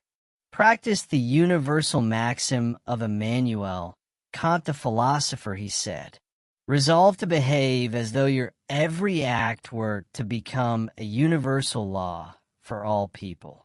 One of the great questions for the development of character is this: what kind of a world would this world be if everyone in it was just like me? Whenever you slip, whenever you do or say something that is inconsistent with your highest values, immediately get back on your horse. Say to yourself, this is not like me, and resolve that next time you'll do better. What you dwell upon grows. If you are in a situation today in which you are not living up to your highest values, make a decision, this very minute, to confront the situation and straighten it out. The minute you do, you will once again feel happy and back in control. There's an old Indian story: on my shoulders are two wolves. One is a black wolf, evil, who continually tempts me to do and say the wrong things. On my other shoulder is a white wolf that continually encourages me to live up to my very best. A listener asked the old man, which of these wolves has the greatest power over you? The old man replied, the one I feed. By the law of concentration, whatever you dwell upon grows and increases in your life. When you think and talk about the virtues and values that you most admire and respect, you therefore program those values deeper and deeper into your subconscious until they begin to operate automatically in every situation. Whenever you exercise your self-discipline and willpower to live your life consistently with those values that you most aspire to be known for, you begin to move rapidly along the path to becoming an excellent person. Now, here are some action exercises for you. Take out a sheet of paper and write out your answers to these questions.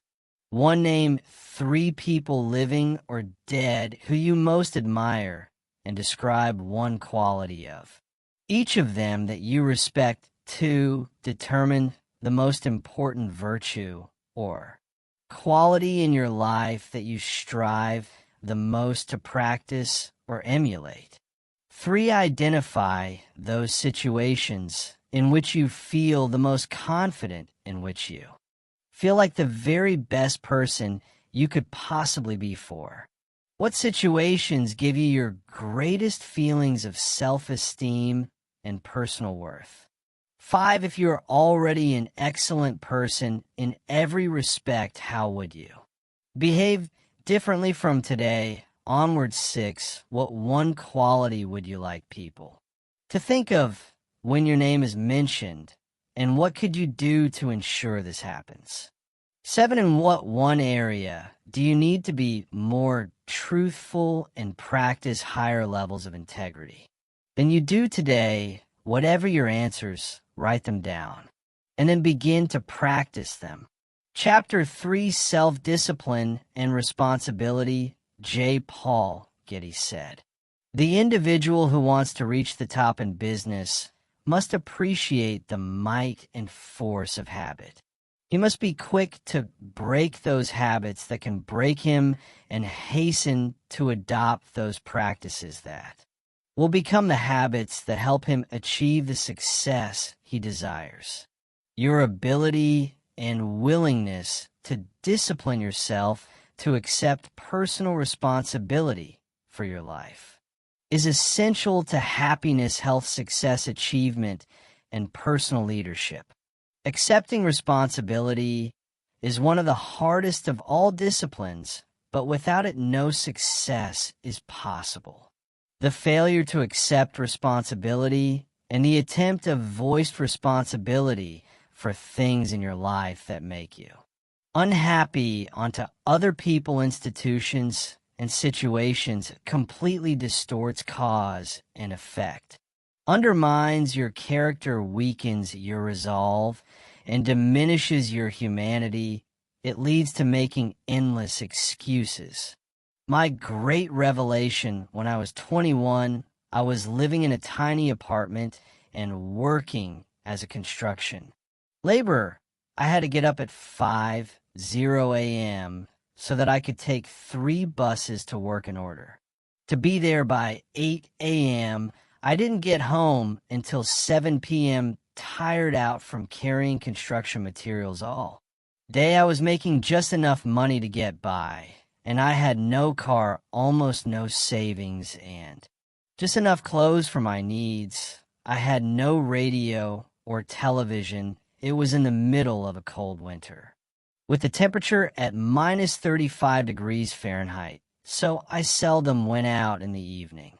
Instead, if I had enough energy, I sat in my small apartment at my little table in my kitchen nook and read.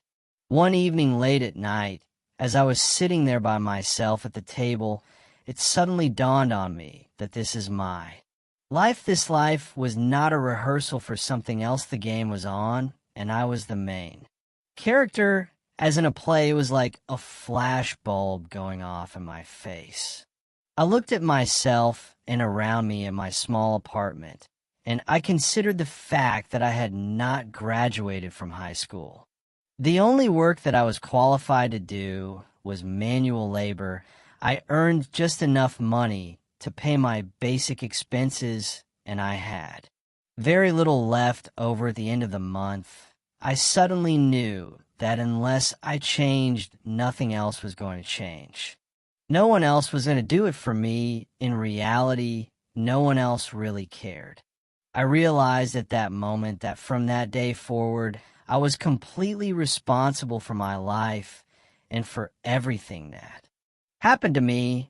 I was responsible. I could no longer blame my situation on my difficult childhood or mistakes I'd made in the past. I was in charge. I was in the driver's seat. This was my life, and if I didn't do something to change it, it would go on like this indefinitely by the simple force of inertia.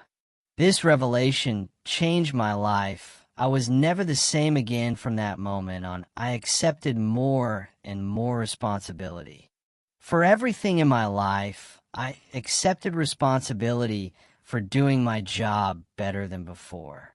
Rather than doing only the minimum that was necessary to avoid getting fired, I accepted responsibility for my finances, my health, and especially my future. The very next day, I went down to a local bookstore at my lunch break and began the lifelong practice of buying books with information, ideas, and lessons that could help me. I dedicated my life to self-improvement, to continuous learning in every way possible for the rest of my business life, right up to the present moment. Whenever I've wanted or needed to learn something to help me, I have returned to learning through reading to listening to audio programs and attending courses and seminars. I found that you could learn anything you need to learn in order to accomplish any goal you set for yourself.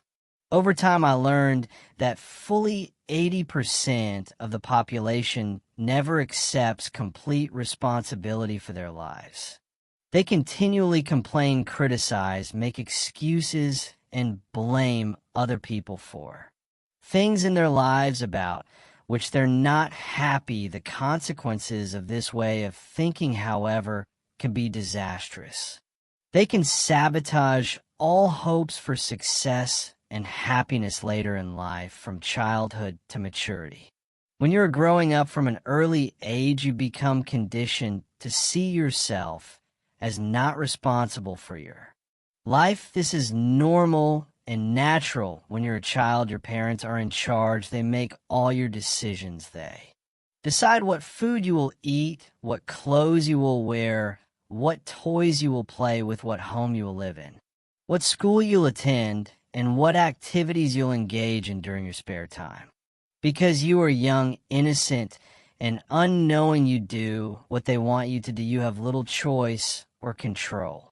As you grow up, however, you begin to make more and more of your own decisions in each of these areas. But because of your early programming, you are conditioned unconsciously to feel that someone else is still responsible for your life, that there's still someone else out there who can or should take care of you. Most people grow up believing that if something goes wrong, someone else is responsible. Someone else is to blame. Someone else is guilty. Someone else is the villain, and they're the victim. As a result, most people make more and more excuses for the things in their lives, past and present, that make them unhappy. Get over the mistakes your parents made. If your parents criticized you or got angry with you for mistakes you made when you were growing up, you began to unconsciously assume that somehow you were at fault if your parents punished you physically or emotionally for doing or not doing something that pleased or displeased them. You felt inferior and inadequate when your parents withheld their love to punish you for not doing something they demanded.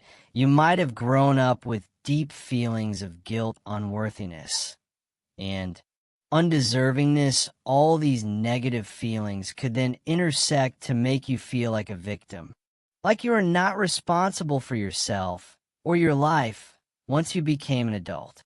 The most common feeling that we have as adults, if we have been raised in a critical home environment, is the feeling that I'm not good enough. Because of this feeling, we compare ourselves unfavorably to others. We think that other people who seem to be happier or more confident are better than us. We develop feelings of inferiority. This can become an emotional trap. The fatal fallacy: if we think for any reason that others are better than us, we unconsciously assume that we must be worse than they are. If they are worth more than we are, we assume that we must be worth less. This feeling of inadequacy or worthlessness lies at the root of most personality problems in our lives, as well as most political and social problems in our world, both nationally and to escape from these feelings of guilt and worthlessness that have been instilled in us as the result of destructive criticism in childhood we lash out at our world, other people, and situations in any part of our life with which we are unhappy or discontented. Our first reaction is to look around and ask who's to blame. Most religions teach the concept of sin, which states that whenever something goes wrong, someone is to blame. Someone has done something bad, someone is guilty, someone must be punished. This whole idea of guilt and punishment leads to ever-increasing feelings of anger, resentment, and irresponsibility. An attitude of irresponsibility. Our courts today are clogged with thousands of people demanding redress and payment for something that went wrong in their lives, backed up by ambitious plaintiff lawyers. People go to court demanding compensation even if they themselves are completely at fault for what happened. Especially if they are at fault, people don't want to accept responsibility. People spill hot coffee on themselves and sue the fast food restaurant that sold them the coffee in the first place. People get drunk and drive off the road, and then turn around and sue the manufacturer of the 15-year-old car they were driving.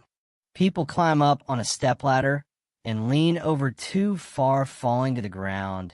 They then sue the ladder manufacturer for their injury. In each case, people are attempting to escape responsibility for their own behaviors by blaming someone else, making excuses, and then demanding compensation. Eliminating negative emotions. The common denominator of all people is the desire to be happy.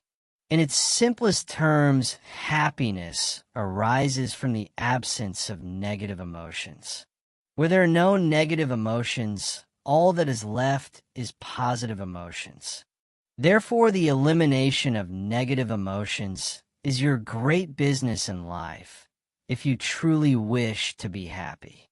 There are dozens of negative emotions, although the most common are guilt, resentment, envy, jealousy, fear, and hostility. They all ultimately boil down to a feeling of anger directed either inward or outward. Anger is directed inwardly when you bottle it up rather than expressing it constructively to others. Anger is directed outwardly when you criticize or attack other people. Psychosomatic illness. Negative emotions are the major causes of psychosomatic illness. This occurs when the mind psycho makes the body soma sick. Negative emotions, especially as expressed in the form of anger, weaken your immune system and make you susceptible to colds, flu, and other diseases. Uncontrolled bursts of anger can actually bring about heart attacks, strokes, and nervous breakdowns. Here's the great discovery. All negative emotions, especially anger, depend for their very existence on your ability to blame someone or something else for something in your life that you're not happy about. It takes tremendous self-discipline to refrain from blaming others for our problems. It takes enormous self-control to refuse to make excuses. It takes tremendous self-discipline for you to accept complete responsibility for everything you are, everything you become, and everything that happens to you, even if you are not directly responsible. For something that happens like Hurricane Katrina, you are responsible for your responses for what you do. And say from that moment forward, it takes tremendous self-mastery for you to take complete control of your conscious mind and deliberately choose to think positive, constructive thoughts that enhance your life and improve the quality of your relationships and results. But the payoff of this form of positive thinking is tremendous. Blaming is easy. By following the path of least resistance, the easiest and most mindless behavior of all is for a person to lash out and blame someone else anytime anything goes wrong. For any reason, people who develop the habit of automatically blaming often become angry. At things, blaming inanimate objects when they do not function as expected is so silly that it almost becomes a mild form of insanity. People become angry at doors that stick, they swear at tools that they are using when they themselves make a mistake. They get mad when their car doesn't start, even if it is an inanimate object. If it doesn't work perfectly, then the thing must be to blame. People will often kick a car that they are mad at or a box that they tripped over, the antidote to negative emotions. The fastest and most dependable way to eliminate negative emotions is to immediately say, "I am responsible." Whenever something happens that triggers anger or negative reaction of any kind, quickly neutralize the feelings of negativity by saying, "I am responsible." The law of substitution says that you can substitute a positive thought for a negative one, since your mind can only hold one thought at a time. When you deliberately choose the positive thought, "I am responsible," you cancel out any other thought or emotion at that moment. It is not possible to accept responsibility and remain angry at the same time. It's not possible to accept responsibility and experience negative emotions. It's not possible to accept responsibility without becoming calm, clear, positive, and focused once more. As long as you're blaming someone else for something in your life that you don't like, you will remain a mental child. You continue to see yourself as small and helpless, like a victim. You continue to lash out. However, when you begin to accept responsibility for everything that happens to you, you transform yourself into a mental adult. You will see yourself as being in charge of your own life and no longer a victim. In Alcoholics Anonymous, people who are having problems with drinking attend meetings with others going through the same situation. What they have found is that until the individual accepts responsibility for his or her problems, both with alcohol and in other areas of life, no progress is possible. But after the person accepts responsibility, everything is possible. This is true with almost every difficult situation in life in which you project your unhappiness onto other people or factors outside yourself. Money and emotions. Many of our biggest problems and concerns in life have to do with money. Earning it, spending it, investing it, and especially losing it as a result. Many of our negative emotions are associated with money in some way. However, the fact is that you are responsible for your financial life. You choose, you decide, you're in charge. You cannot blame your financial problems or situation on other people. You are in the driver's seat. So it is only when you accept responsibility for your income, who chose to accept the job you are working at, your bills, who spent the money that put you into debt, and your investments, who made those decisions, can you move from becoming an economic child to an economic adult.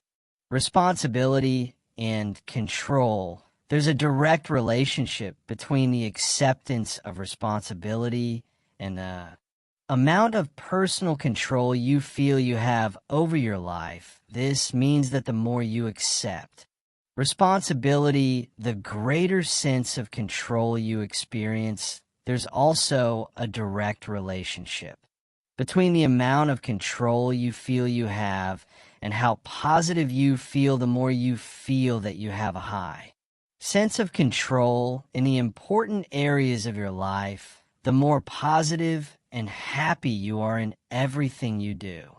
When you accept responsibility, you feel strong, powerful, and purposeful. Accepting responsibility eliminates the negative emotions that rob you of happiness and contentment. In every situation, the antidote to negative emotions is to say, I am responsible. Then look into the situation to find the reasons why you are responsible for what happened or for what is going on. Your intelligence is like a double-edged sword. It can cut in either direction.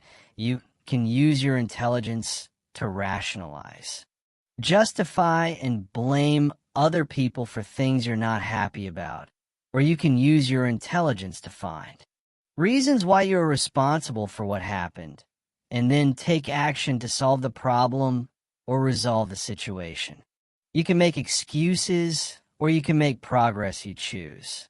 Even if an accident has occurred, such as your car being damaged in the parking lot while you're at work, you may not be legally at fault for the accident, but you are still responsible for your responses, for how you behave as a result of what happened. Never complain, never explain. The mark of the leader, the truly superior person, is that he or she accepts complete responsibility for the situation. It's not possible to imagine a true leader who whines and complains rather than taking action when problems and difficulties arise. This sense of responsibility is the mark of the highly developed personality. You take responsibility for your life by resolving in advance that you will not become upset or angry over something that you cannot affect or change. Just as you do not become angry about the weather, you do not become angry over circumstances and situations over which you have no control. Furthermore, you especially do not allow yourself to be angry and unhappy in the present because of unhappy experiences or situations from the past. You say what cannot be cured must be endured. It's amazing how many people are unhappy today because of a past event, even something that happened many years ago. Each time they think of the negative experience, they become angry or depressed. Once more, the good news is that at any time you can stop thinking about discussing and rehashing the past. You can let it go and begin thinking instead about your goals and your unlimited future. As Helen Keller said, when you turn toward the sunshine, the shadows fall behind you. Self-mastery and self-control, any self-discipline, self-mastery, and self-control begins with taking responsibility for your emotions. You take charge of your emotions by accepting 100% responsibility for yourself and for your responses to everything that happens to you. You refuse to make excuses, complain, criticize, or blame other people for anything. Instead, you say, I am responsible. And then you take action of some kind. The only antidote is action.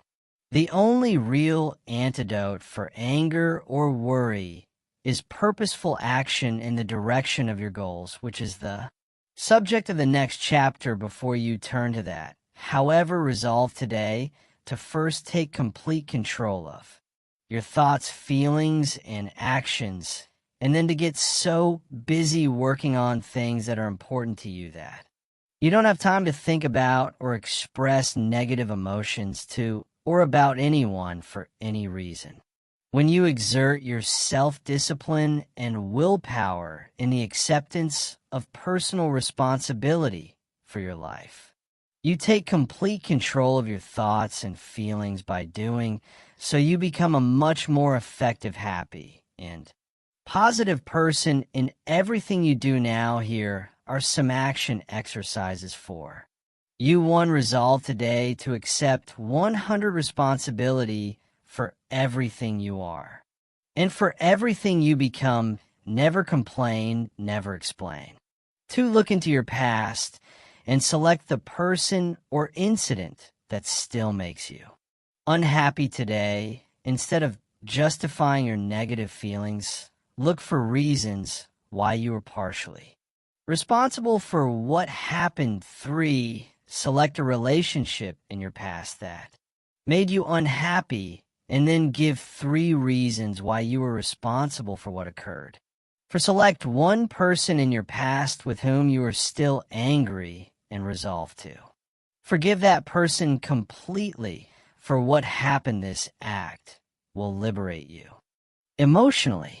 5. Accept complete responsibility for your financial situation and refuse to blame any financial problems on anyone else. Now, what steps are you going to take to resolve that situation? 6. Accept complete responsibility for your family situation with each person, and then take immediate action to improve your relationships wherever there may be problems. And number 7, accept 100% responsibility for your health. Resolve today to do or stop doing whatever is necessary for you to attain excellent all-around health.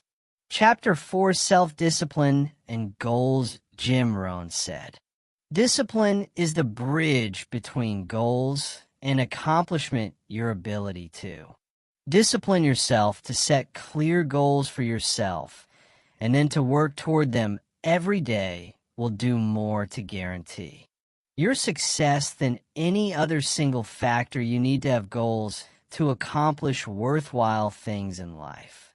You probably heard it said that you can't hit a target that you can't see if you don't know where you're going any.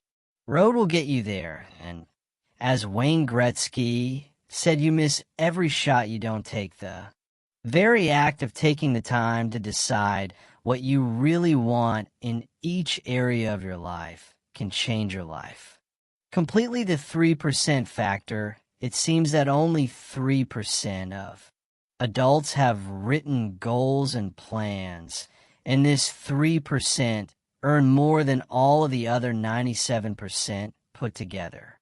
Why is this? The simplest answer is that if you have a clear goal and a plan to achieve it, you therefore have a track to run on every single day, instead of being sidetracked by distractions and diversions, getting lost or going astray. More and more of your time is focused in a straight line from where you are to where you want to go. This is why people with goals accomplish so much more than people without them. The tragedy is that most people think that they already have goals, but what they really have are hopes and wishes.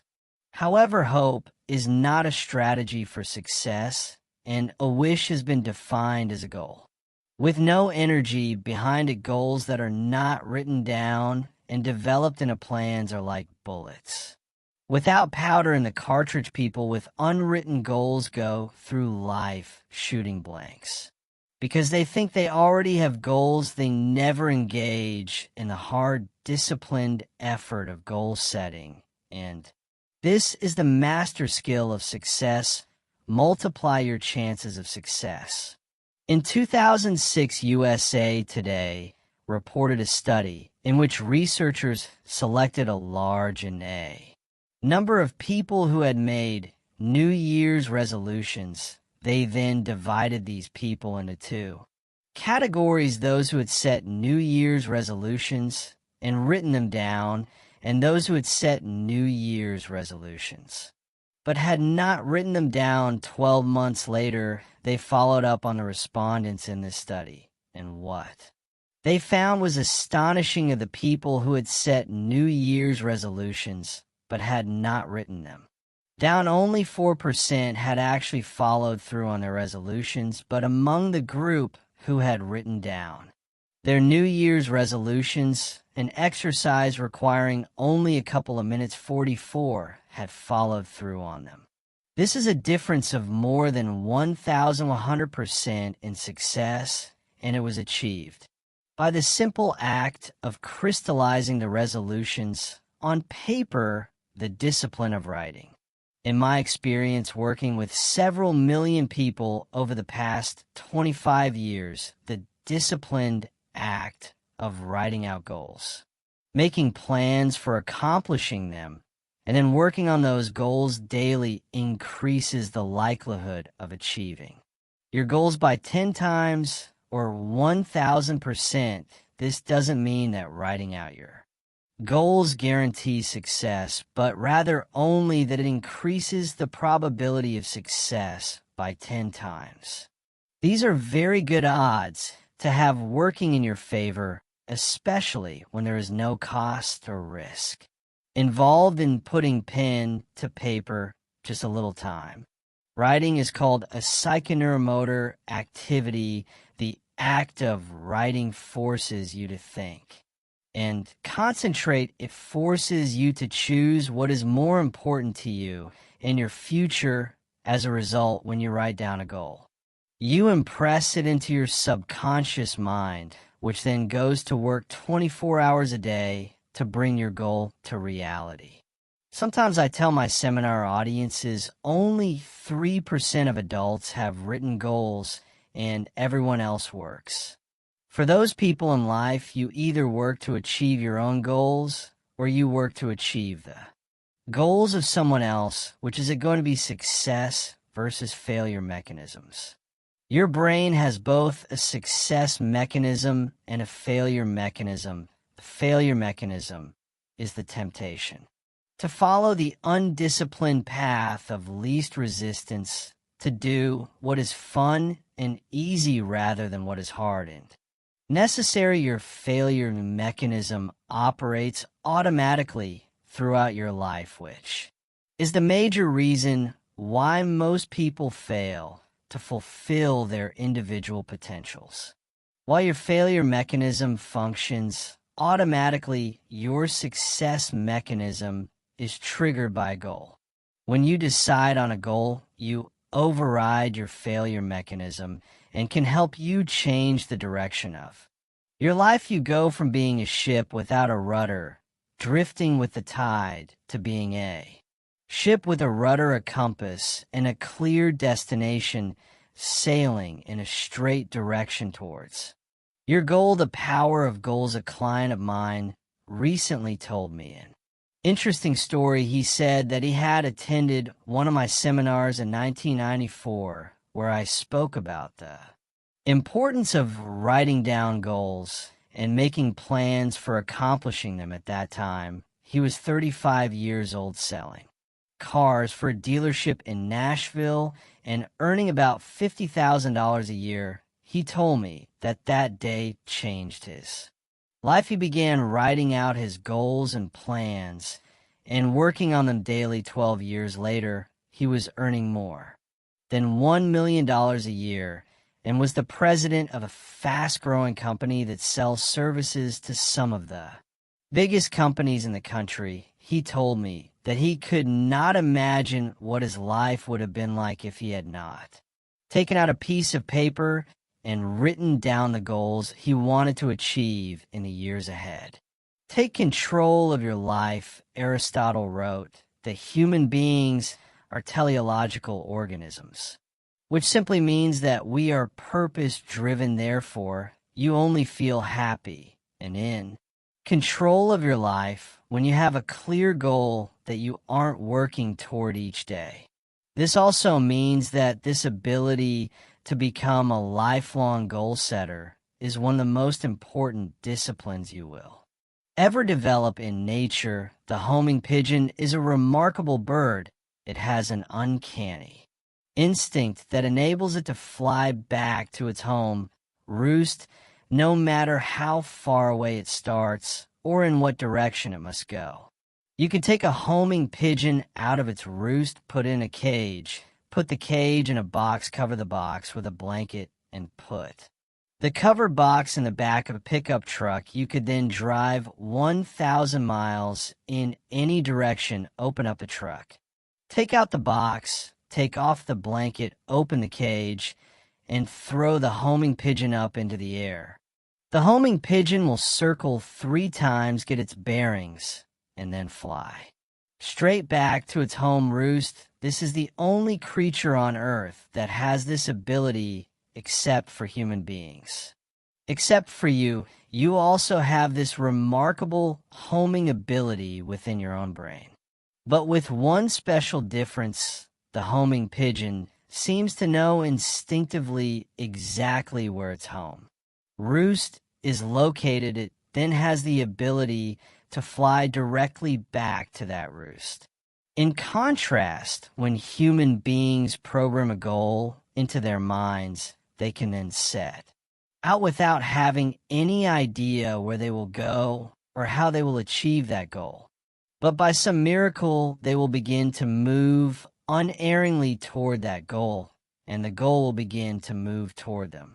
Still, many people are hesitant to set goals. They say, "I want to be financially independent, but I have no idea how I'm going to get there." As a result, they don't even set financial success as a goal. But the good news is that you don't need to know how to get there. You just need to be clear about what you want to accomplish, and the goal-striving mechanism in your brain will guide you unerringly to your destination. For example, you can decide that you're going to find your ideal job in which you work for and with people you like and respect, and do work that is both challenging and enjoyable. You take some time to write down an exact description of what your ideal job and workplace would look like. And then you go out into the job market and begin searching after a series of interviews. You will often walk into the right place at the right time and find yourself in exactly the right job. Almost everyone has had this experience at one time or another. You can have it by design rather than by chance, simply by developing absolute clarity about what you really want. The 7-step method to achieving your goals: there are 7 simple steps that you can follow to set and achieve your goals faster. There are more complex and detailed goal-achieving methodologies, but this 7-step method will enable you to accomplish 10 times more than you've ever accomplished before, and you will do so far faster than you can currently imagine. Step 1: decide exactly what you want. Be specific. If you want to increase your income, decide on a specific amount of money, rather than to just make more money. Step 2: write it down. A goal that is not in writing is like cigarette smoke. It drifts away and disappears. It is vague and insubstantial. It has no force, effect, or power, but a written goal becomes something that you can see, touch, read, and modify if necessary. Step 3: set a deadline for your goal. Pick a reasonable time period and write down the date when you want to achieve it. If it's a big enough goal, set a final deadline and then set sub-deadlines or interim steps between where you are today and where you want to be in the future. A deadline serves as a forcing system in your brain. Just as you often get more done when you're under the pressure of a specific deadline, your subconscious mind works faster and more efficiently when you have decided that you want to achieve a goal by a specific time. The rule is there are no unrealistic goals. There are only unrealistic deadlines. What do you do if you don't achieve your goal by your deadline? Simple: you set another deadline. A deadline is just a guesstimate. Sometimes you will achieve your goal before the deadline, sometimes at the deadlines, and sometimes after the deadline. When you set your goal, it will be within the context of a certain set of external circumstances, but these circumstances may change, causing you to change your deadline as well. Be flexible. Step number 4: make a list of everything that you could think of that you could possibly do to achieve your goal. As Henry Ford said, the biggest goal can be accomplished if you just break it down into enough small steps. Make a list of the obstacles and difficulties that you will have to overcome, both external and internal, in order to achieve your goal. Make a list of the additional knowledge and skills that you will require in order to achieve your goal. Make a list of the people whose cooperation and support you will require to achieve your goal.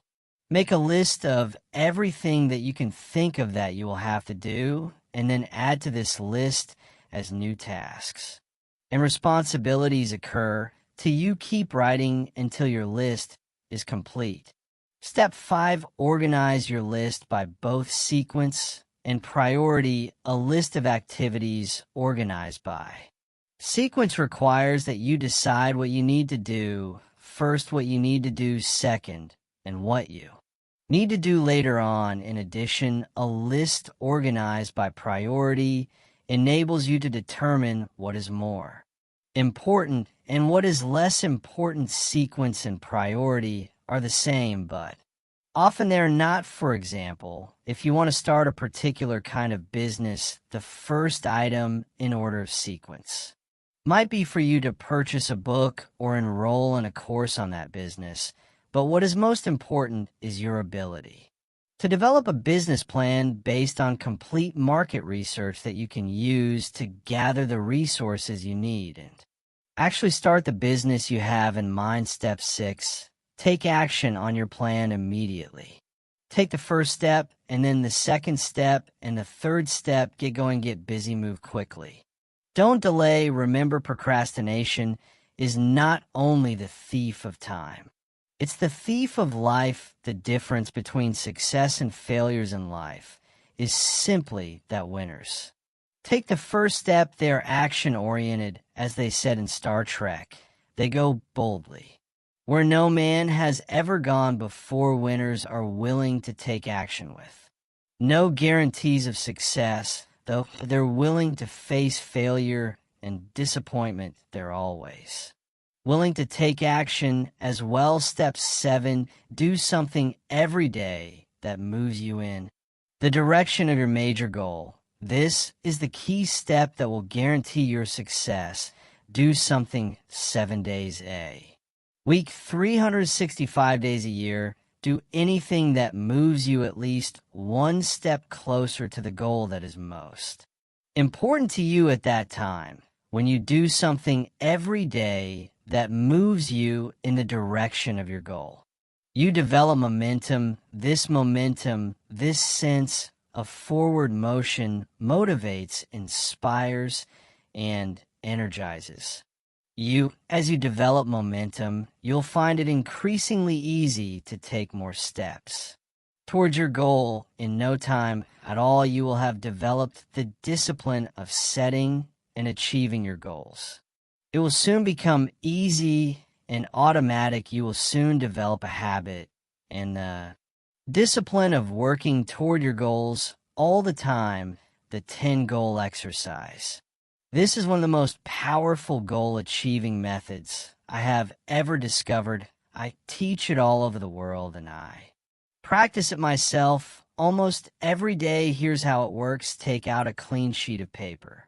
At the top of the page, write the word goals and today's date, then discipline yourself to write down 10 goals that you'd like to accomplish in the next 12 months. Write down financial, family goals, and fitness goals, as well as goals for personal possessions like a house or a car.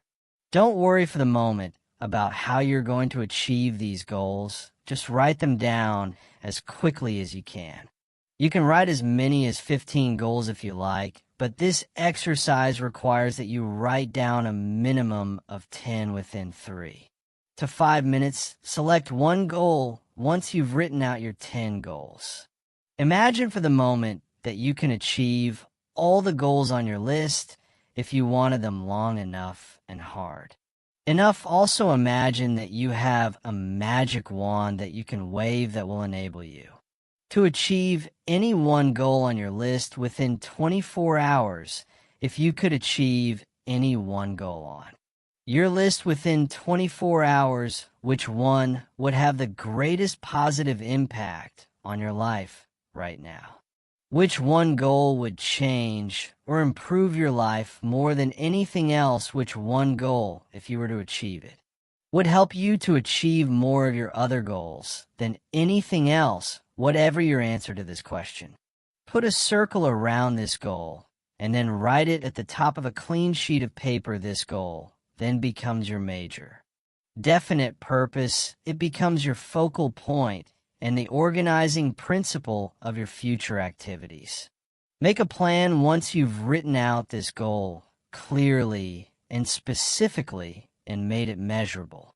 Set a deadline on your goal. Your subconscious mind needs a deadline so that it can focus and concentrate all. Your mental powers on goal attainment. Make a list of everything that you could think of that you could do to achieve. Your goal, organize this list by sequence and priority. Select the most important or logical next step in your plan and take action on it immediately. Take the first step, do something, do anything resolved to work on this goal every single day until it's achieved. From this moment forward, as far as you are concerned, failure is not an option.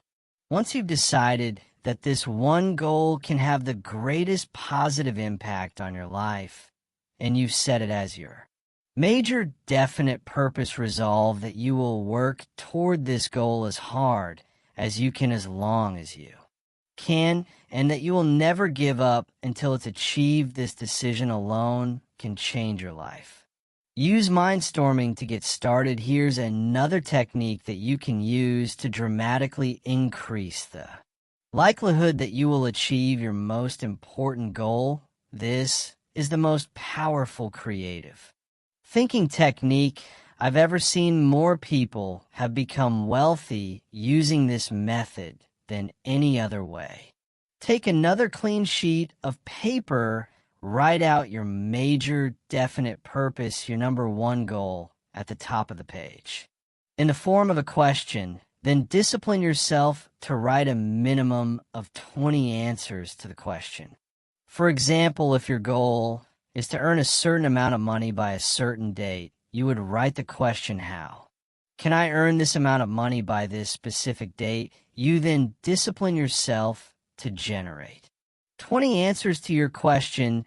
This exercise of mindstorming will activate your mind, unleash your creativity, and give you ideas that you may have never thought of before. The first 3 to 5 answers will be easy, the next 5 will be difficult, and the last 10 answers will be harder than you can imagine. At least the first time you do this exercise, nonetheless, you must exert your discipline and willpower to persist until you have written down at least 20 answers.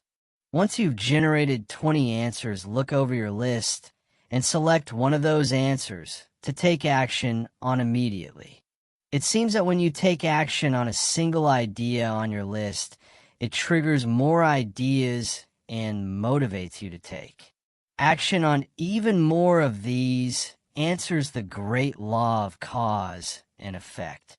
The most important application of the law of cause and effect is that thoughts are causes and conditions are effects. Your thoughts create the conditions of your life. When you change your thinking, you change your life. Your outer world becomes a mirror image reflection of your inner world. Perhaps the greatest discovery in the history of thought is that you become what you think about most of the time. Moreover, the teacher John Boyle said, whatever you can think about on a continuing basis, you can have Napoleon Hill, author of the success classic Think and Grow Rich, which was first published in 1939 and is still selling today, said, whatever the mind of man can conceive and believe it can achieve, when you think about your goal continually and work on it every day, more and more of your mental resources will be concentrated on moving you toward that goal and moving your goal toward you. The discipline of daily goal setting will make you a powerful, purposeful, and irresistible person. You'll develop self-esteem, self-confidence, and self-respect as you feel yourself moving toward your goals faster and faster. You will ultimately become unstoppable. In the next chapter, I'll explain how the use of self-discipline to develop personal excellence is the most powerful step you can take to achieve all your material and emotional goals. Now here's some action exercises for you. 1. Resolve today to switch on your success mechanism and unlock your goal achieving mechanism by deciding exactly what you really want in life. 2. Make a list of 10 goals that you want to achieve in the foreseeable future. Write them down in the present tense as if you had already achieved them. 3. Select the one goal that could have the greatest positive impact on your life if you were to achieve it, and write it down at the top of another piece of paper. 4. Make a list of everything that you could do to achieve this goal. Organize it by sequence and priority, and then take action on it immediately. 5. Practice mindstorming by writing out 20 ideas that could help you to achieve your most important goal, and then take action on at least one of these ideas. 6. Resolve to do something every day, 7 days a week, to achieve your most important goal until you are successful. And 7. Continually remind yourself that failure is not an option, no matter what. Resolve to persist until you succeed. Chapter 5. Self-discipline and personal excellence. Aristotle wrote, "We are what we repeatedly do. Excellence, therefore, is not an act, but a habit. You are your most valuable asset. Your life, your potential, and your possibilities are the most precious things you have. Thus, your great goal in life should be to fulfill that potential and become everything you are capable of becoming. Your ability to learn, grow, and fulfill your potential is unlimited. Today, people are graduating from high school and college in their 70s, learning new subjects and developing new capabilities. Your ability to learn and remember can continue throughout your life if you keep your brain alive, alert, and functioning at its best. Your most precious financial asset is your earning ability. Your ability to work is your primary source of cash throughout your life. You could lose your home, your car, your bank account, everything you own. But as long as you have your earning ability, you can earn it all back and more in the months and years ahead. Your biggest investment, most people don't realize this. They take their earning ability for granted, but it has taken you your entire life to develop your earning ability. Every bit of education, experience, and hard work that you have invested in learning your craft and developing your skills has gone into building this asset. Your earning ability is very much like a muscle. It can increase and strengthen power year by year as a result of regular exercise. Likewise, the opposite is true too if left alone or ignored. Your earning ability, like your muscles, can become weaker or even decline because you have simply failed to upgrade it continually. In other words, your earning ability can be either an appreciating or a depreciating asset. An appreciating asset is something that grows in value and cash flow every year as a result of continual investment and improvement. A depreciating asset, on the other hand, is something that loses value over time and finally reaches the point at which it is written off, being of little or no further value. The choice is yours as to whether your earning ability is increasing or decreasing month by month and year by year. See yourself as the president of your own personal services corporation. Improvement, a depreciating asset, on the other hand, is something that loses value over time and finally reaches the point at which it is written off, being of little or no further value. The choice is yours as to whether your earning ability is increasing or decreasing month by month and year by year. See yourself as the president of your own personal services corporation. Imagine that you were going to take your company public on the stock market. Would you recommend your company as A, growth stock continually increasing its value and earning ability each year? Or would you describe your company as one that has leveled off in the marketplace that is not really going anywhere in terms of increased value and income? Would you recommend stock in U Inc. as an excellent investment? Why or why not? What got you here won't get you any further. Some people are actually losing value each year, declining in earning ability because they are not continually upgrading their knowledge and skills. They don't realize that whatever knowledge and skill they have today is rapidly becoming obsolete. It's being replaced by new knowledge and skills that if you don't have them and someone else does, you will be in danger of being overtaken by your competition. Join the top 20%.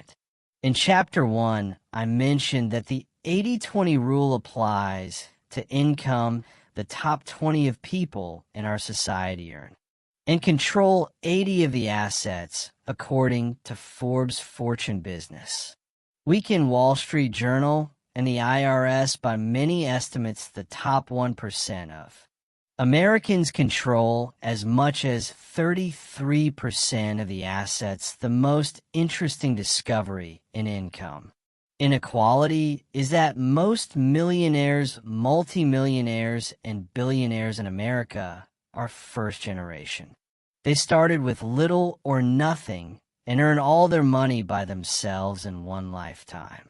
In America, there's a high level of income mobility, which means that you are able to move from the lower levels of income to the upper levels. Almost everyone who is in the top 20% today started in the bottom 20%. From that point, they began to do something different with their time and their lives, and as a result, they put themselves squarely onto the upward escalator of financial success.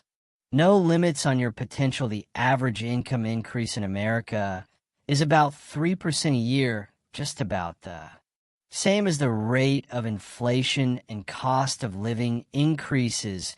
People whose income is increasing at 3% a year seldom get ahead. They have a job, which can also be thought of as an acronym for just over broke, but the fact is that no one is better than you and no one is smarter than you. If someone is doing better than you are today, it is simply proof that they have learned how the law of cause and effect applies to their work, and they have begun doing the things that other successful people have also done. The application of the law of cause and effect to your personal life is learn and do. The achievement of personal excellence is a decision you make or that you fail to make, but in the absence of a commitment to excellence in your chosen field, you automatically default to average performance or even mediocrity. No one becomes excellent accidentally or by just go to work each day. Excellence requires a definite decision and a lifelong commitment. The keys to the 21st century knowledge and skill are the keys to the 21st century. Becoming the best person you can possibly be and moving to the top of your field requires the application of self-discipline throughout your life. Mental fitness is like physical fitness. If you want to achieve either, you must work at it all the time. You can never let up. You must be continually learning and growing every day, week, and month throughout your career and in other areas of your life if you're going to join the top 20% and stay there. To earn more, you must learn more. Abraham Lincoln once wrote, the fact that some have become wealthy is proof that others may do it as well. What others have done, you can do as well. If you learn how everyone who is at the top was once at the bottom, Many people who come from average or poor families with average incomes, or who grow up in every circumstances, have gone on to become some of the most prominent people in their fields, and what hundreds of thousands and even millions of other people have done you can do, as well. The philosopher Bertrand Russell once wrote, the very best proof that something can be done is that someone else has already done it. Ordinary into extraordinary, very often you see people who don't seem to be as intelligent or as talented as you, or who are nonetheless accomplishing remarkable things with their lives. There's nothing that will make you angrier than to see someone who seems to be dumber than you, who's doing better than you. How can this be? The answer is simple. At a certain point in their lives, they realized that the key to success was personal and professional growth. It was a dedication to lifelong learning that made them successful. The good news is that almost every important skill is learnable. Every business skill is learnable. Everyone who is proficient in any area of business was at one time completely ignorant in that area. Every sales skill is learnable. Every top salesperson was once a beginning salesperson and unable to make a call or close a sale. All money-making skills are learnable as well. Almost every wealthy person was once poor. You can learn anything you need to learn. To achieve any goal you can set for yourself, make a decision, the starting point if you're moving upward and onward toward becoming one of the most competent, most respected, and highest paid people in your field is simple. Make a decision. It's said that every major change in your life comes about when your mind collides with a new idea, and then you make a decision to do something different. You make a decision to complete your education, upgrade your skills, or get into a good college. You make a decision to start a new business. You make a decision to take a particular job or start a particular career. You make a decision to invest your money in a particular way, and especially you make a decision to be the best in your field. Many people say that they would like to be happy, healthy, thin, and rich, but as discussed in Chapter 4, wishing and hoping is not enough. You have to make a firm, unequivocal decision that you are going to pay any price and go any distance in order to achieve the goals you have set for yourself. You have to make that decision and then burn your mental bridges behind you. From that moment on, you resolve to continue working on yourself and your craft until you reach the top 20% or beyond. Follow the leaders, not the followers. When you decide to be one of the best people in your field, look around you and identify the people who are already at the top. What characteristics do they have in common? How do they plan and organize their days? How do they dress? How do they walk, talk, and behave with other people? What books do they read? How do they spend their spare time? Who do they associate with? What courses have they taken? What audio programs do they listen to in their cars? These are just a few of the questions you should ask in order to find out what successful people are doing that you might also need to do. After all, you can't hit a target that you can't see. Your selection of the right role models can have an enormous impact on your future. Dr. David McClelland of Harvard and author of The Achieving Society concluded that your choice of a reference group can determine as much as 95% of your success at achievement in life. Your reference group is made up of the people who you feel are just like me. Your natural tendency is to adopt the attitude, styles of dress, opinions, and lifestyles of the people with whom you identify and associate. Most of the time, fly with the eagles. Some years ago, one of my seminar participants told me his story. Bob Barton said he had started off in. His 20s in a large company with about 32 salespeople in his branch. It was his first real job, and he was starting at the bottom because he was new. He hung around with the other junior salespeople, as they say. Birds of a feather flock together. After a month or two, Bob noticed that the top salespeople in the office also associated with each other. They did not spend time with the junior salespeople. They also spent their time differently. When Bob got into work in the morning, the top salespeople were already there, planning their days and working on the telephone and making appointments. Bob also noticed that the junior sales people would come in later, drink coffee, read the newspaper, and make excuses for not making sales calls. Bob decided that he was going to pattern himself after the top salespeople in the office. He looked at the way they dressed and groomed, and he resolved to dress and groom the way they did each morning. He would stand in front of his mirror and ask himself, do I look like one of the top salespeople in my office?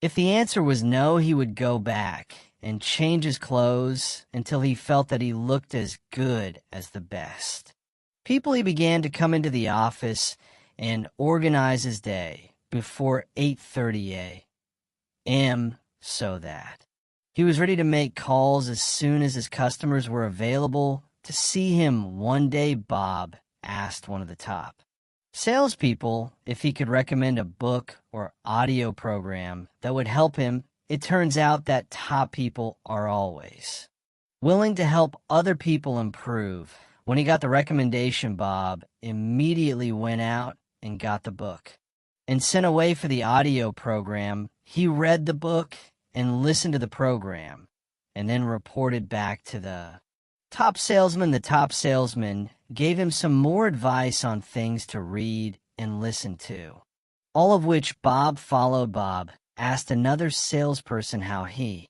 planned his day, and that salesperson showed him his time management system.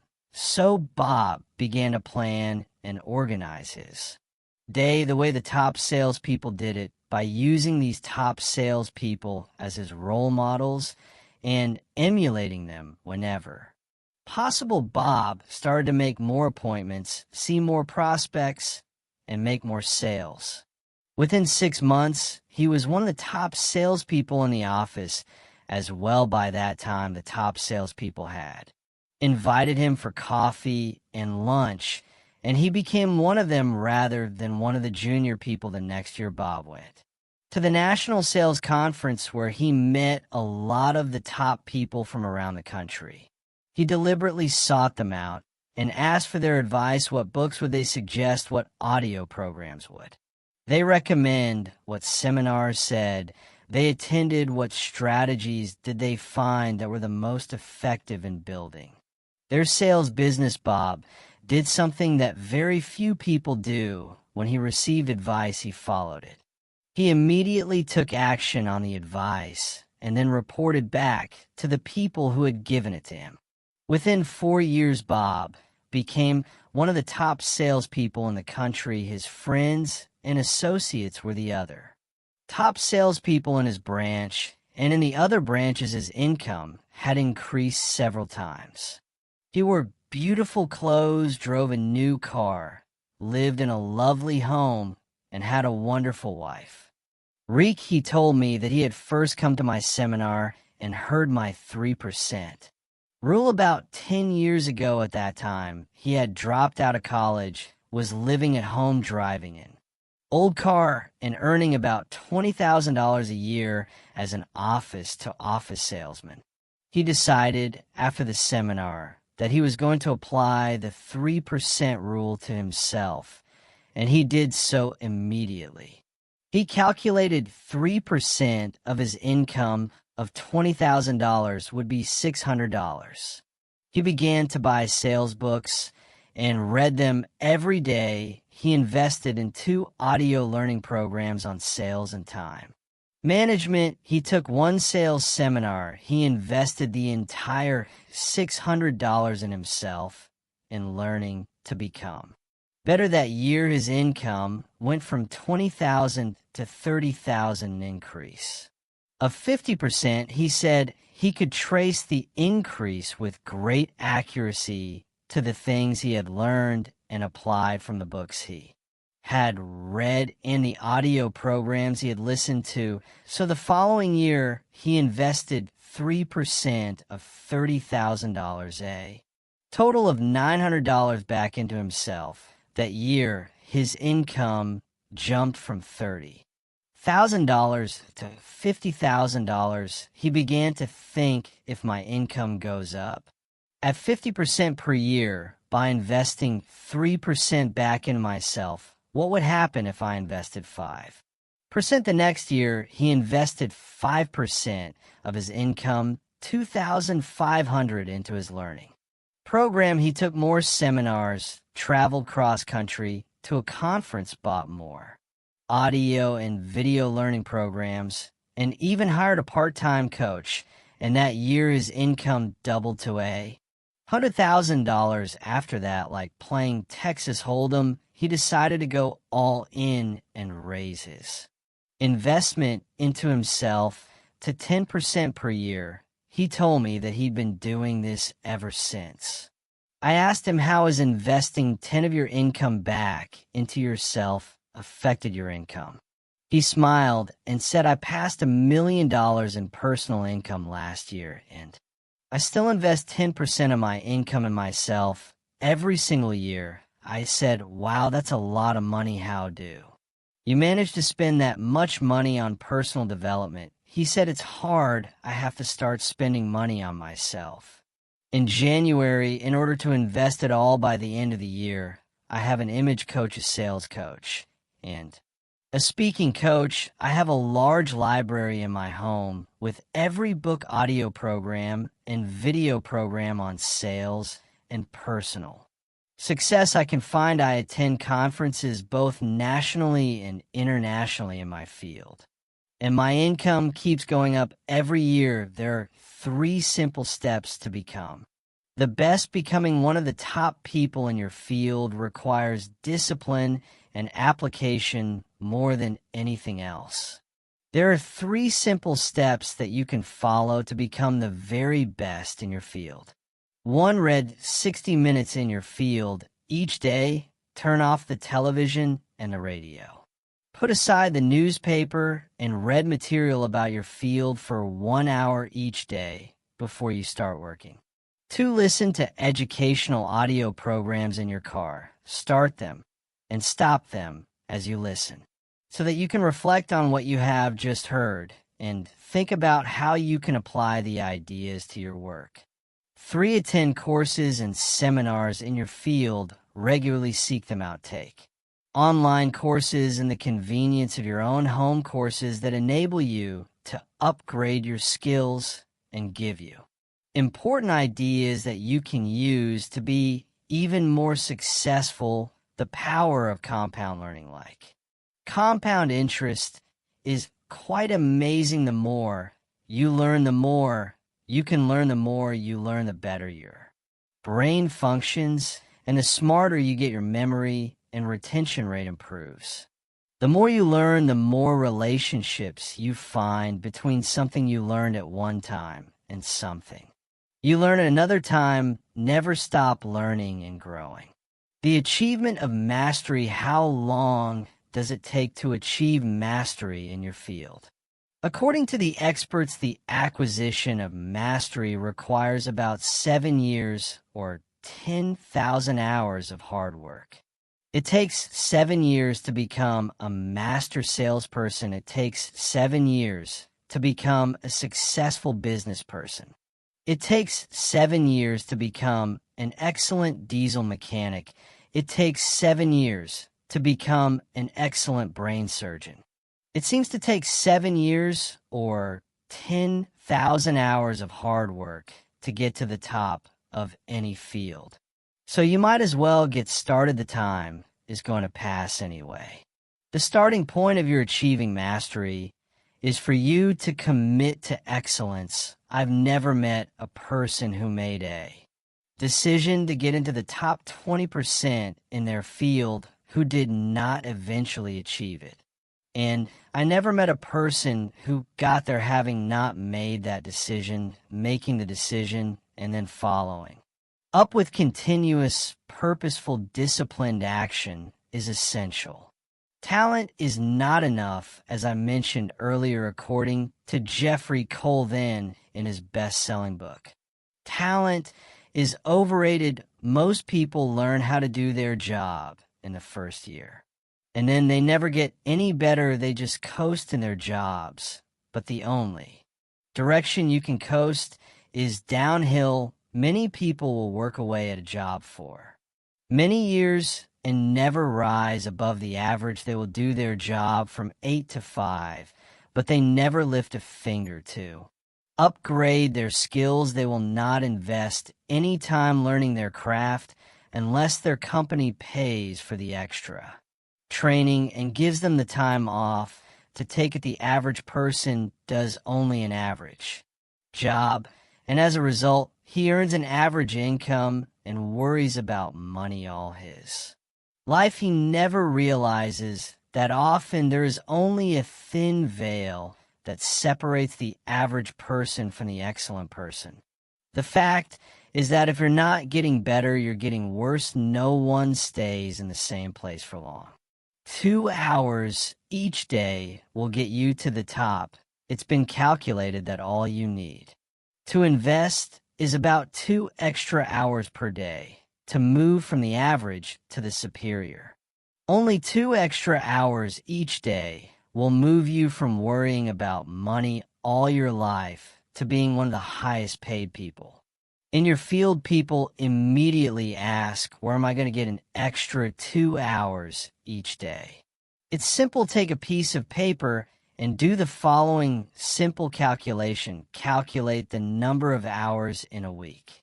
7 days times 24 hours equals 168 hours. If you deduct 40 hours for work and 56 hours for sleep, you have 72 hours left. Over if you deduct 3 hours per day, 21 hours for getting ready for and traveling to. And from work, that leaves you 51 hours of spare time to do with as you please. If you invest 2 hours per day back into yourself, 14 hours per week, you still have 37 hours left over. That's an average of more than 5 hours per day of free time. All you need to do is devote 2 hours each day to move you from average performance to superior performance at whatever you choose to do. Form the habit of continuous learning. The best news is that when you begin reading in personal or professional development literature, listening to audio programs in your car, taking additional courses, and upgrading your skills in the evenings and on the weekends rather than watching television, you soon get into the habit of continuous learning. In no time at all, it will become automatic and easy for you to learn, grow, and upgrade your skills every day and every week. The average adult watches about 5 hours of television each day. For some people, it is 7 or 8 hours they turn on the television first thing in the morning and watch it until they leave for work. They turn it back on as soon as they get home from work. They then watch television until 11 or 12 o'clock at night, going to bed without enough time to get a good night's sleep. They then get up in the morning, drink coffee, and watch television for as long as they can before they go off to work.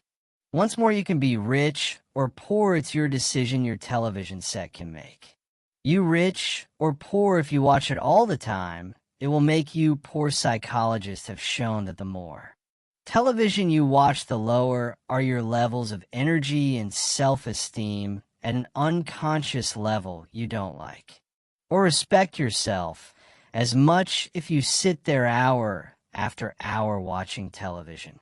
People who watch too much television also gain weight and become physically unfit from sitting around too much. Your television can also make you rich, but only if you turn it off when you turn off your television. You free up time you can then use to invest in becoming a better, smarter, or more competent person. When you leave your television off when you are with your family, you'll find yourself talking, sharing, communicating, and laughing more often. When you leave your television off for extended periods of time, you break the habit of watching television, and you'll hardly miss it at all. Your television can be an excellent servant, but it's a terrible master. The choice is yours. Increase your income 1,000%. There is a simple 7-step formula you can use in order to increase your productivity, performance, and output and income by 1,000% over the next 10 years. It works for everyone who tries it. It is simple. First, answer this question. Is it possible for you to increase your overall productivity, performance, and output by 0.1%, which is 1/1000th in an entire working day? Your answer will probably be yes.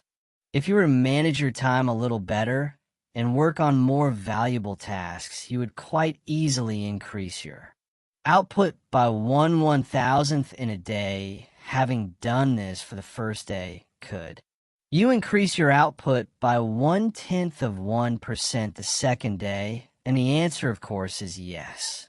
Having increased your performance by 0.1% on Monday and Tuesday, could you continue to do this for Wednesday, Thursday, and Friday? And again, the answer is yes. 0.1% per week, 0.1% times 5 days per week equals 0.5% per week. Is it possible for a normal, intelligent, hardworking individual to increase his or her output by 0.5% or 1/200th in a single week? Of course, it is. Having done this for the first week, could you keep up the same pace of personal development the second week? Of course you could. Could you get 1/1000th% better 5 days a week for an entire month? If you could, this means that you would be 0.5% better per week, multiplied times 4 or 2%. More productive in an entire month. There are 13 4-week months in a year. 4 times 13 equals 52. Having become 2% better in a month, could you repeat that in the second month, in the third month, the fourth month, and so on? Of course, you could by working on yourself a little bit each day, learning new skills, getting better at your key tasks, setting priorities, and focusing on higher value activities. You can become 26% more productive over the course of an entire year. Having achieved this goal for the first year, could you do it for the second year? And then the third, could you keep it up for 10 years? And the answer, of course, is yes. And the best news is that when you continue to work on yourself, it becomes easier and easier for you to get better and better. As the weeks and months go by the law of accumulation or the law of incremental improvement, by the end of 12 months, you would be 26% better. If you continue to improve at 26% per year, by the end of 10 years with compounding, you could be 1,004% more productive. Your income would increase at the same rate. This formula works if you do. There are 7 steps in the 1,000% formula. Step 1, arise 2 hours before your first appointment or before you have to be at work. Invest the first hour in yourself by reading something educational, motivational, or spiritual. As Henry Ward Beecher once said, the first hour is the rudder of the day. When you get up and invest the first hour in yourself, you set yourself up mentally to have an excellent day. You'll be more positive, alert, creative, and productive all day long when you Start your day by investing the first hour in yourself. If you read in your field 1 hour per day, that will translate into about 1 book per week. 1 book per week will translate into about 50 books per year. Since the average adult reads less than 1 nonfiction book per year, if you were to read 50 books in your field each year, do you think that would give you an edge in your profession? Do you think that it would move you ahead of virtually everyone else in your business? Of course, it would. If you read 50 books per year for 10 years, this would be 500 books that would help you to improve your productivity, performance, and income. At the very least, you would need a bigger house just to hold your books, and you'd be able to afford it. Reading 1 hour per day in your field will make you a national authority in 3 to 5 years. This alone can give you your 1,000% increase over the course of your career. Step 2, rewrite your goals. Every day, get a spiral notebook and rewrite your major goals in the present tense every morning before you start out, without looking back at what you wrote the previous day. This writing and rewriting is the process of programming instructions into the guidance mechanism of your mind. When you rewrite your 10 goals each morning, you will continually see and think of opportunities to achieve those goals all day long. You will become more focused, channeled, and directed. You'll be more purposeful and determined, and you will achieve your goals much faster than if they were merely wishes floating around in the back of your mind. Writing and rewriting your goals each day can give you your 1,000 increase in income over 10 years. Step 3, plan every day in advance. Make a list and set priorities on your work before you start off. Your ability to set priorities and to choose the most important thing that you could be doing at every moment is the key to organizing your life and doubling your productivity. We'll talk in detail about time management techniques in Chapter 12. Working on your top priorities can increase your income by 1,000% over 10 years, and it is probably impossible to achieve without it. Step 4, discipline yourself to concentrate single-mindedly on one thing. Choose the most important thing that you can do each day, then start on it first thing and work on it until it's 100 complete. Your ability to focus and concentrate, when you develop and hone it into a habit all by itself, will enable you to double your productivity, performance, and output in the next month, and it will give you your 1,000% increase over 10 years. Step 5, listen to educational audio programs in your car. The average business person who drives spends 500 to 1,000 hours per year behind the wheel of their car. When you turn your car into a university on wheels, a mobile classroom, you get the educational equivalent of 1 to 2 full-time university semesters. As you drive around, many people have gone from rags to riches by simply listening to educational audio programs in their cars as they drive from place to place. You could do the same. This alone could give you your 1,000% increase. Step number 6, ask 2 magic questions after every call or event. First, ask yourself, what did I do right? Then ask yourself, what would I do differently? The first question, what did I do right, forces you to think through and recall all the correct things that you did in that last meeting, presentation, or event. Even if it was not successful, write them down. The second question, what would I do differently, forces you to think through all the different ways you could improve your performance in a similar situation. Write these ideas down as well.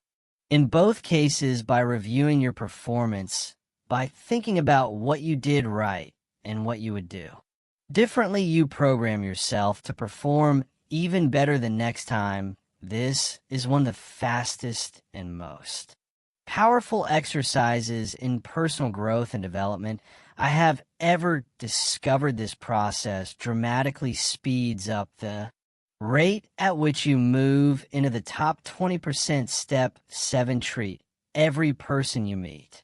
Like $1 million customer treat, each person you meet and work with both at home and in the office as though he or she is the most important person in the world. When you treat people as if they are valuable and important, they will return the favor by treating you as if you are valuable and important as well. They will want to be associated with you, work for you, buy from you, and introduce you to their friends. You begin treating people like $1 million customers by starting at home with the members of your family. Remember, they are the most important people in your life. So when you start your day, well, first thing in the morning, by making the members of your family feel important and telling them that you love them, you'll be more positive, relaxed, and happier for the rest of the day. Fully 85% of your success will be determined by how much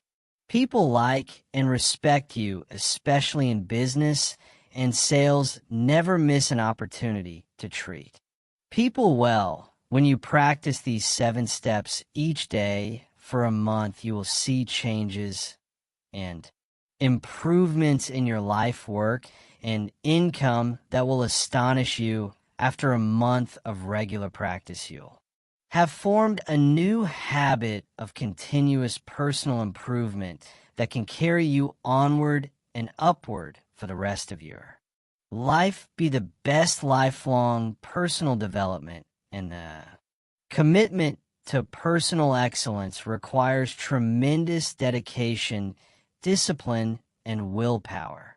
The greatest payoff is that every time you learn and apply something new, your brain releases endorphins, which make you feel happier and more excited about your future. Every time you learn and apply something new, you'll have a greater sense of personal power. Your self-esteem, self-respect, and personal pride will increase. You'll feel very much in control of your earning ability, which is one of the most important parts of your life. In the next chapter, we'll talk about the importance of courage, of overcoming the fears and doubts that hold most people back. It is often the case that we know what we need to do, but we lack the courage to take the risks that accompany trying anything new. Instead, we make excuses for inaction. Now, here are some action exercises that you can do. Number 1, make a decision today to invest in yourself and getting better as if your future depends on it, because it does. To identify the most important skills you have that determine the quality and quantity of results you get at your work, and make a plan to get better in each. 3, if you could wave a magic wand and become absolutely excellent in any one skill, which one skill would have the greatest impact on your earning ability? Whatever your answer, set that skill as a goal, make a plan, and work on it every day. Set excellent performance in your work as a goal, and then determine exactly what you will need to do every day to join the top 20% or better in your field. 5, look ahead 3 to 5 years and determine the new knowledge and skills you will need in order to lead your field in the future. Then start acquiring them today.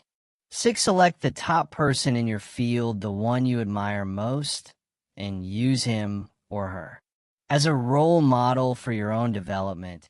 And 7, commit yourself today to lifelong learning and never let a day go by without getting better in some area.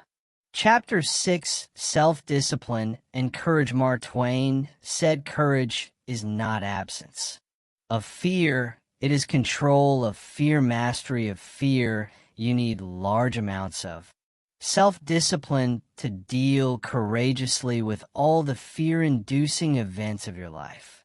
This is probably why Churchill said courage is rightly considered the foremost of the virtues, for upon it all others depend. The fact is that everyone is afraid, and usually of many things. This is normal and natural. Often fear is necessary to preserve life, prevent injury, and guard against financial mistakes. So, if everyone is afraid, what is the difference between the brave person and the coward? The only difference is that the brave person disciplines himself to confront, deal with, and act in spite of the fear. In contrast, the coward allows himself to be dominated and controlled by the fear. Someone once said that with regard to warfare, although it applies to any situation, the difference between the hero and the coward is that the hero sticks in there 5 minutes longer. Fortunately, all fears are learned. No one is born with fears. Fears can therefore be unlearned by practicing self-discipline repeatedly with regard to fear until it goes away. The most common fears that we experience, which often sabotage all hopes for success, are the fears of failure, poverty, and loss of money. These fears cause people to avoid risk of any kind and to reject opportunity. When it's presented to them, they're so afraid of failure that they're almost paralyzed when it comes to taking any chances at all. There are many other fears that interfere with our happiness. People fear the loss of love or the loss of their jobs and their financial security. People fear embarrassment or ridicule. People fear rejection and criticism of any kind. People fear the loss of respect or esteem of others. These and many other fears hold us back throughout life. Fear paralyzes action. The most common reaction in a fear situation is the attitude of "I can't." This is the fear of failure and loss that stops us from taking action. It is experienced physically starting in the solar plexus. When a person is really afraid, their mouth and throat goes dry, their heart starts pounding. Sometimes they breathe shallowly and their stomach turns. Often they feel like getting up and running to the bathroom. These are all physical manifestations of the inhibitive negative habit pattern, which we all experience from time to time. Whenever a person is in the grip of fear, he feels like a deer caught in the headlights of a car. This fear paralyzes action. It often shuts down the brain and causes the individual to revert to the fight or flight reaction. Fear is a terrible emotion that undermines our happiness and can hold us back throughout our lives.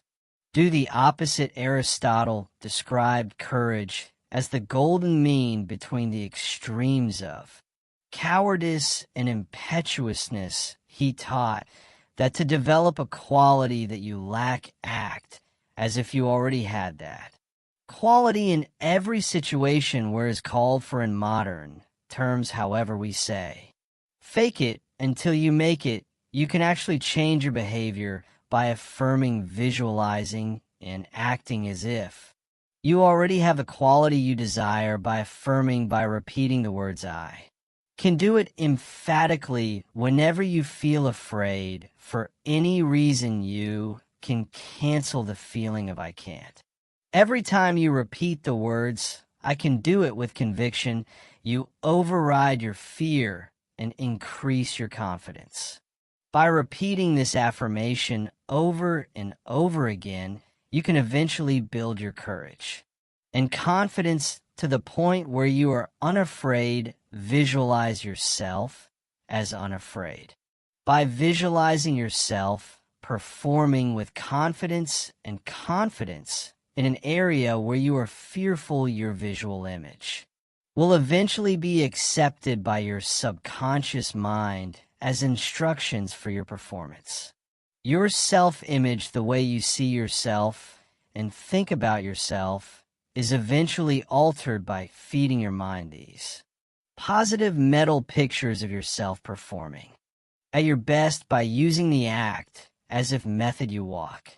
Talk and carry yourself exactly as you would if you were completely unafraid in a particular situation. You stand up straight, smile, move quickly and confidently, and in every respect act as if you already had the courage that you desire. The law of reversibility says that if you feel a certain way, you will act in a manner consistent with that feeling. But if you act in a manner consistent with that feeling, even if you don't feel it, the law of reversibility will create the feeling that is consistent with your actions. This is one of the greatest breakthroughs in success psychology. You develop the courage you desire by disciplining yourself repeatedly to do the thing you fear until that fear eventually disappears. And it will blow away the fear. When I work with sales organizations, they often ask me how to help a salesperson break out of sales slump, especially in a tough economy. I give them a simple formula that is guaranteed to work every single time. It is called the 100 call method. In practicing this method, I instruct the salesperson to go out and call on 100 prospects as fast as he can without caring at all whether or not he makes a sale. When the salesperson doesn't care if he makes a sale, his fear of rejection largely disappears. He stops caring if the prospect he is speaking to is interested or not interested. He has a single focus. It is to make 100 calls as fast as he possibly can. One sales organization I work with has a daily prize for the first salesperson who gets rejected 10 times each morning at 8:30 a.m. All the salespeople sit down at their desk and start making calls to try to win the prize. By the time the contest is over, usually by 10 a.m., everyone's fears of rejection have been blown out of their systems. They're ready to call on prospects all day long, not caring at all about the reactions they get. Learn to speak on your feet. In 1923, Toastmasters International was formed. Its express purpose was to take people who were terrified of public speaking and help them to become confident and competent when speaking on their feet in front of an audience. According to the Book of Lists, 54% of adults rate the fear of public speaking ahead of the fear of death. But Toastmasters International had a solution. They created a system based on what psychologists call systematic desensitization. Once a week at a luncheon or dinner meeting, small groups of Toastmasters come together. Each person is required to stand up and give a short talk on a specific subject in front of a group of their peers. At the end of each talk, the speaker receives applause, positive input, and comments from the other members. At the end of the evening, each person is given a grade on their talk, even if it was only for 30 or 60 seconds. After 6 months of attending Toastmasters meetings, the individual will have stood on his feet and spoken 26 times, receiving positive applause and feedback each time. Because of this continuous positive reinforcement, his confidence increases dramatically as a result of this process. Countless Toastmasters have gone on to become excellent public speakers and prominent people in their businesses, organizations, and communities. Their fears of public speaking are gone forever. Eliminate 2 fears at once. Psychologists have found that certain fears are bundled together in the subconscious mind like wires on the same circuit. If you can overcome your fears in one of these areas, you will also eliminate other fears on the same circuit. The fear of rejection or call reluctance seems to be bundled together with a fear of public speaking when you discipline yourself to join Toastmasters or to take a Dale Carnegie course to learn to speak